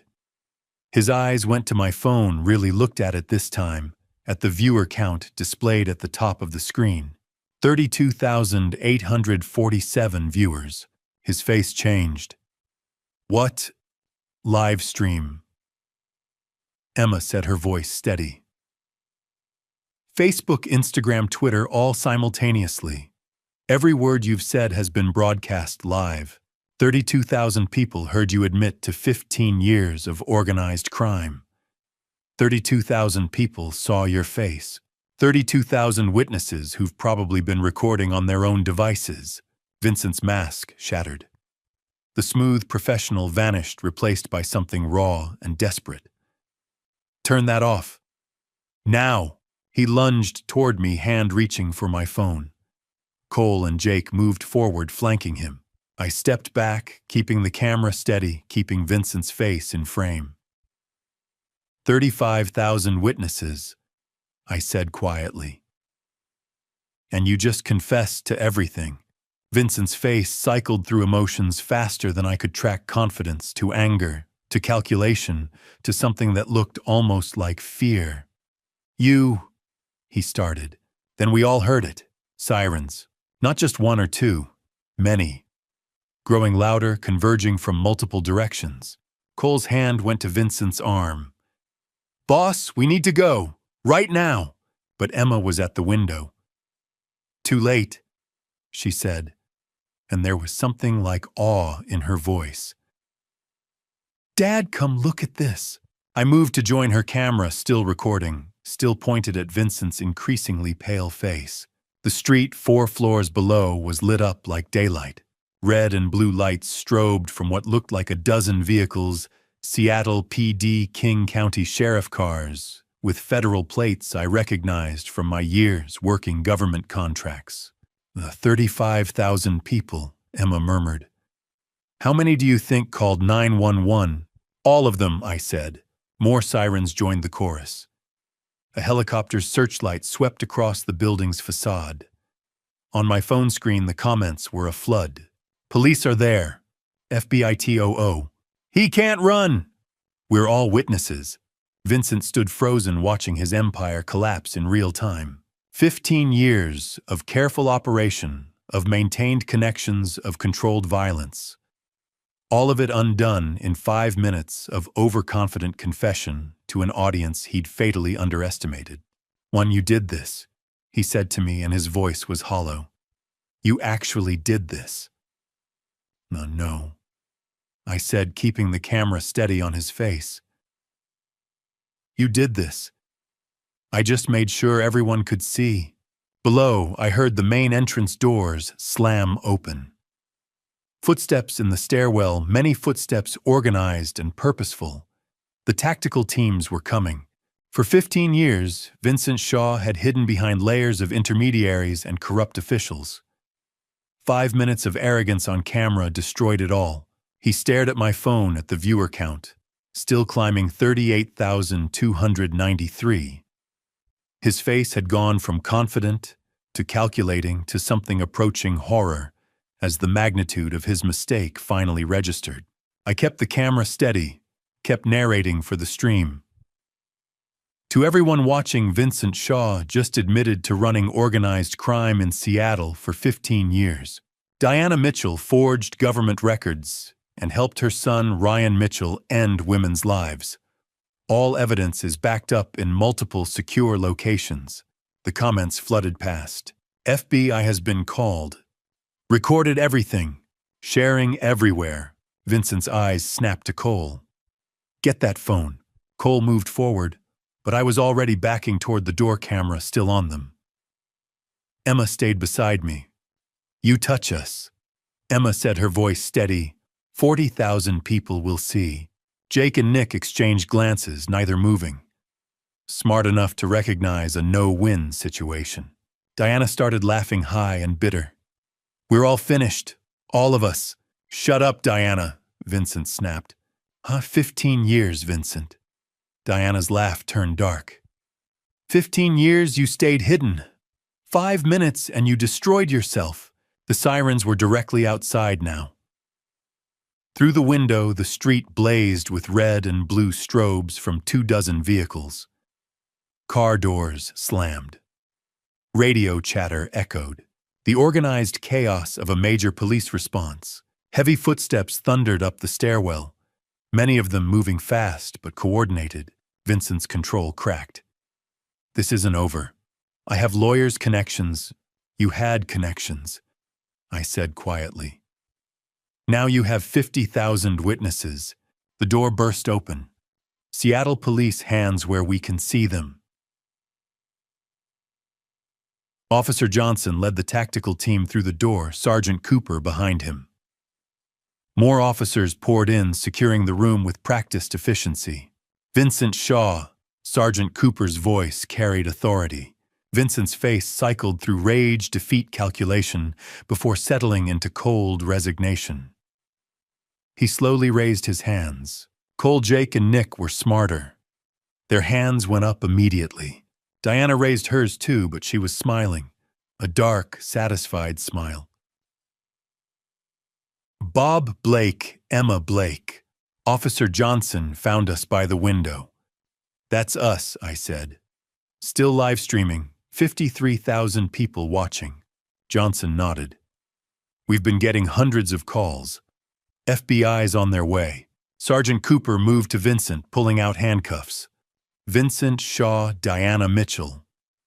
You're under arrest for conspiracy extortion accessory to multiple counts. He continued reading rights while the tactical team cuffed Vincent, then Diana, then Cole. Jake and Nick, I kept filming. Everyone watching arrests are being made. Vincent Shaw, Diana Mitchell, and 3 associates, Cole, Jake, and Nick, are in custody. The Mr. Blake. Officer Johnson said, other individuals involved. Ryan Mitchell, I said immediately. Diana's son, his apartment. I provided the address, watching Johnson relay it into his radio. Units already en route. Emma sagged against me, tension finally breaking. Dad, is it really over? Vincent Shaw, being led past us in handcuffs, stopped. Looked directly at me. Then at my phone, still streaming to 58,000 witnesses. Oh, you think you won? His voice was quiet, more dangerous than rage. You just made yourself a target for everyone who worked for me. Everyone whose operations you've exposed.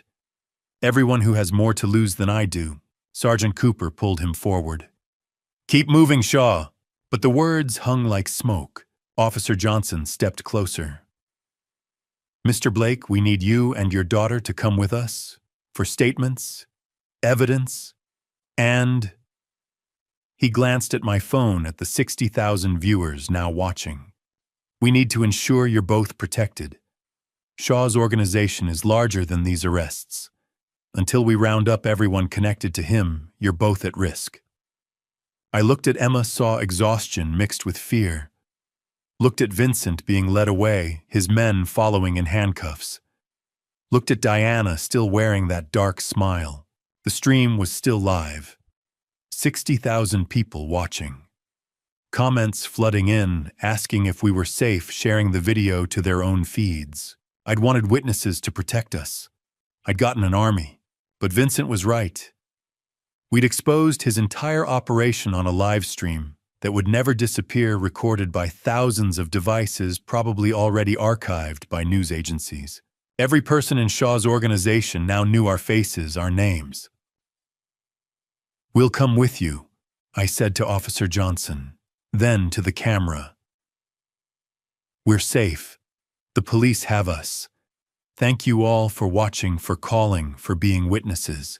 Before I could end the stream, Officer Johnson's radio crackled. "At all units, we have eyes on Ryan Mitchell. Subject attempting to flee. In pursuit." Emma's breath caught. Vincent, halfway to the door, stopped and looked back at us one final time. His expression wasn't anger anymore. It was something colder, a promise. The interrogation room at Seattle Police Department looked nothing like television. Just harsh fluorescent lights, weak coffee, and Detective Walsh asking the same question in slightly different ways to make sure our story never shifted. "Start from the beginning," Walsh said again, sharp eyes fixed on me. Mid-40s, calm, the kind of man who'd heard every lie and truth the city could produce. The restaurant. So we told it again. The warning from the old man who wasn't old. The address that led to Henry Foster, who was really Vincent Shaw. Amanda Foster, the survivor, presumed dead. Diana Mitchell's office and the files documenting years of fraud and worse. Ryan's pattern. The live stream that captured Vincent's confession. Walsh listened, taking notes, face unreadable. When we finished, he leaned back. "The live stream was genius," he said. "Reckless, but genius. 60,000 witnesses means Shaw's lawyers can't spin this. No coercion arguments. No misunderstanding. It's all recorded." He turned his laptop toward us. The video had already crossed 2 million views and was climbing. News outlets were reposting it. Legal analysts were dissecting it in real time. FBI's involved. Walsh continued. District attorneys drafting charges. Conspiracy, extortion, fraud, accessory to murder. Diana Mitchell's facing similar counts, plus forgery of government documents. He paused. We picked up Ryan Mitchell at 2:47 a.m. He was packing to run. Emma let out a breath she'd been holding for hours. "He's charged with 3 counts of murder and conspiracy," Walsh said. Diana's files gave us everything. Dates, methods, financial trails. Lauren King, Kayla Roberts, Nicole Turner. Their families will finally have answers. Another detective entered with an evidence log. Photos, databases, documents secured. Chain of custody documented. Walsh nodded. "You two did dangerous work. Probably traumatic. But good." "Amanda," I asked. "She's here, giving her statement. She asked to see you." 20 minutes later, Amanda stepped into the room. Her eyes were red but steady. "You did it," she said softly. Emma stood and hugged her. 2 survivors, I realized. Both had faced Ryan and lived. Both had chosen to fight. "Lauren, Kayla, Nicole," Amanda whispered. "They'll finally have justice." Walsh addressed her gently. "Witness Protection Program is offering placement if you want it. Shaw's network is large. We're still identifying names, but we're dismantling it quickly." By 4 a.m., Walsh updated us 7 more arrests tied to Vincent Shaw. Names from Diana's files, associates identified through financial trails. A 15-year empire collapsing in hours. By 5 a.m., FBI agents were seizing Diana's downtown office and raiding properties Vincent had maintained under different identities, including the house we'd visited. "You can go home," Walsh said at last. "We'll assign officers to watch your place for a few days." Shaw made threats. We take those seriously. We stepped outside as dawn broke over Seattle. The sky shifted from black to deep blue. The city resumed its routine, unaware how much had changed. News vans lined the street. Reporters surged forward. Mr. Blake, Emma. How did you know to live stream? Were you afraid? What do you want people to know? Officers formed a corridor and escorted us to my truck. We said nothing. The video spoke loudly enough. Inside, Emma leaned against the passenger door. Dad, she asked quietly. Is it really over? I thought about Vincent's threats, about others in his network who might still resent us. But I also thought about 60,000 live witnesses, about millions more who had watched afterward, about federal agents and prosecutors now holding airtight evidence. Yes, I said. It's over. You're safe. She closed her eyes and fell asleep within minutes. My phone buzzed non-stop as I drove through quiet streets, messages from old friends, former clients, men I'd worked construction with decades ago. All had seen the stream or the news. One message stood out. From Amanda. Thank you for believing, for fighting, for not giving up. You gave me back something I thought I'd lost forever. I didn't know how to answer, so I saved it. By the time we pulled into our driveway, the sun was fully up. Emma woke as I cut the engine, disoriented for a moment before memory returned. We're home, I said. We walked inside. The house looked the same. The furniture Sarah had chosen, the photos lining the walls, the kitchen table where I'd built so many things over the years. Yet everything felt different. 3 weeks ago, Emma had been a newlywed, beginning what she thought was a happy life. Now she was a survivor, someone who had faced a predator and lived. I had learned something about fatherhood. Protecting your child doesn't always mean shielding them from danger. Sometimes it means trusting them to stand beside you in the fight. My phone buzzed again. A news alert. Seattle crime boss confesses live viral stream topples criminal empire. 6 million views. 60,000 witnesses had become 6 million. By tomorrow, maybe 10. By next week, who knew? Justice, it turned out, needed an audience. A week later, sitting in my living room with morning coffee, I watched the news coverage of Vincent Shaw's arraignment. Strange to see this man, the architect of so much pain, in an orange jumpsuit, facing life in prison. The nightmare was over, but the lessons, those would last forever. Emma came by that morning. She looked stronger, the haunted look in her eyes beginning to fade. We talked about the red flags I'd almost ignored. Ryan had handled all the paperwork. I should have asked why he needed to control everything, I said. Everything moved too fast. 3 weeks from meeting to marriage. I wanted you happy so badly I ignored my instincts, the excessive charm. Perfect people don't exist. I should have wondered what he was hiding. Emma squeezed my hand. Dad, you saved my life. You trusted your gut when it really mattered. I almost didn't. That's what scares me. She leaned her head on my shoulder the way she used to when she was little. But you did. And now I know whenever I face something scary, I don't have to face it alone. I looked at my daughter, this survivor who'd walked through fire and came out stronger. Neither do I, sweetheart. Neither do I. And to you listening to this story, remember this. I'm just a construction worker who spent 28 years building houses. I never thought I'd be the kind of father who'd break into government buildings or live stream a confrontation with criminals. But when your child's life is on the line, you discover strength you didn't know you had. Here's what this family story taught me. Trust your instincts. That uncomfortable feeling about your daughter's new boyfriend. That nagging doubt about how fast things are moving. God gave us those instincts for a reason.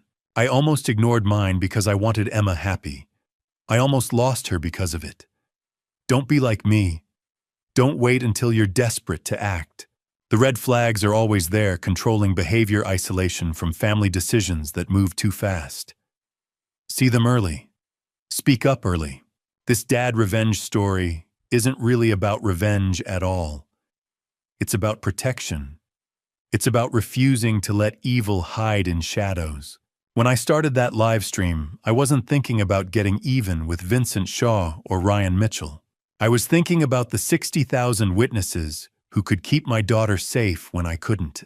You know what surprised me most? The community response. 60,000 strangers became our army.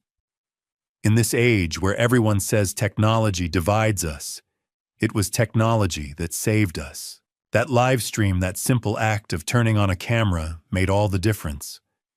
I believe every family story like ours needs witnesses, not just for protection, but for accountability.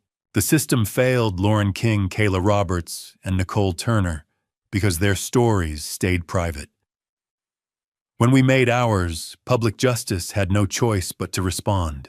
Some people asked me afterward, "Weren't you scared?" Of course I was terrified, but I was more scared of doing nothing.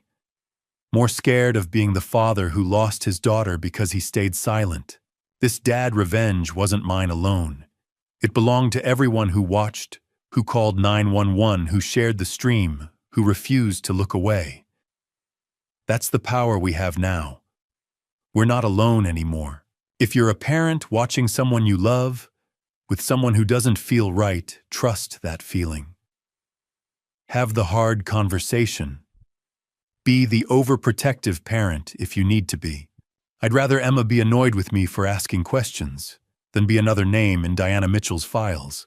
If you're in a relationship that's moving too fast, that's isolating you from family, that's giving you that sick feeling in your stomach, please listen to that voice. You're not being paranoid. You're not overreacting. Your instincts are trying to save your life. And if you know someone in danger, remember what this family story showed us. Shine a light. Make noise. Get witnesses. Evil relies on silence and shadows. Don't give it either. I thank God every day that I listened to that old man's warning in the restaurant. I thank him for 60,000 strangers who became witnesses. And I thank him that Emma is still here, still fighting, still healing. Your instincts exist for a reason. Use them. If this story resonated with you, please hit that subscribe button. More stories like this need to be told, stories that might save lives. Leave a comment sharing your own experience with trusting your instincts, or tag someone who needs to hear this message. And please share this video. Somewhere out there, another father might need the courage to act. Another daughter might need to know she's not alone. Thank you for staying with us until the end. Your time and attention matter. A word of caution, the stories on this channel contain some fictional elements created for educational purposes. If this content isn't for you, feel free to explore other videos that better suit your preferences. We respect your choice, because maybe, just maybe, our dad revenge story, our fight for justice, can help save someone else's family.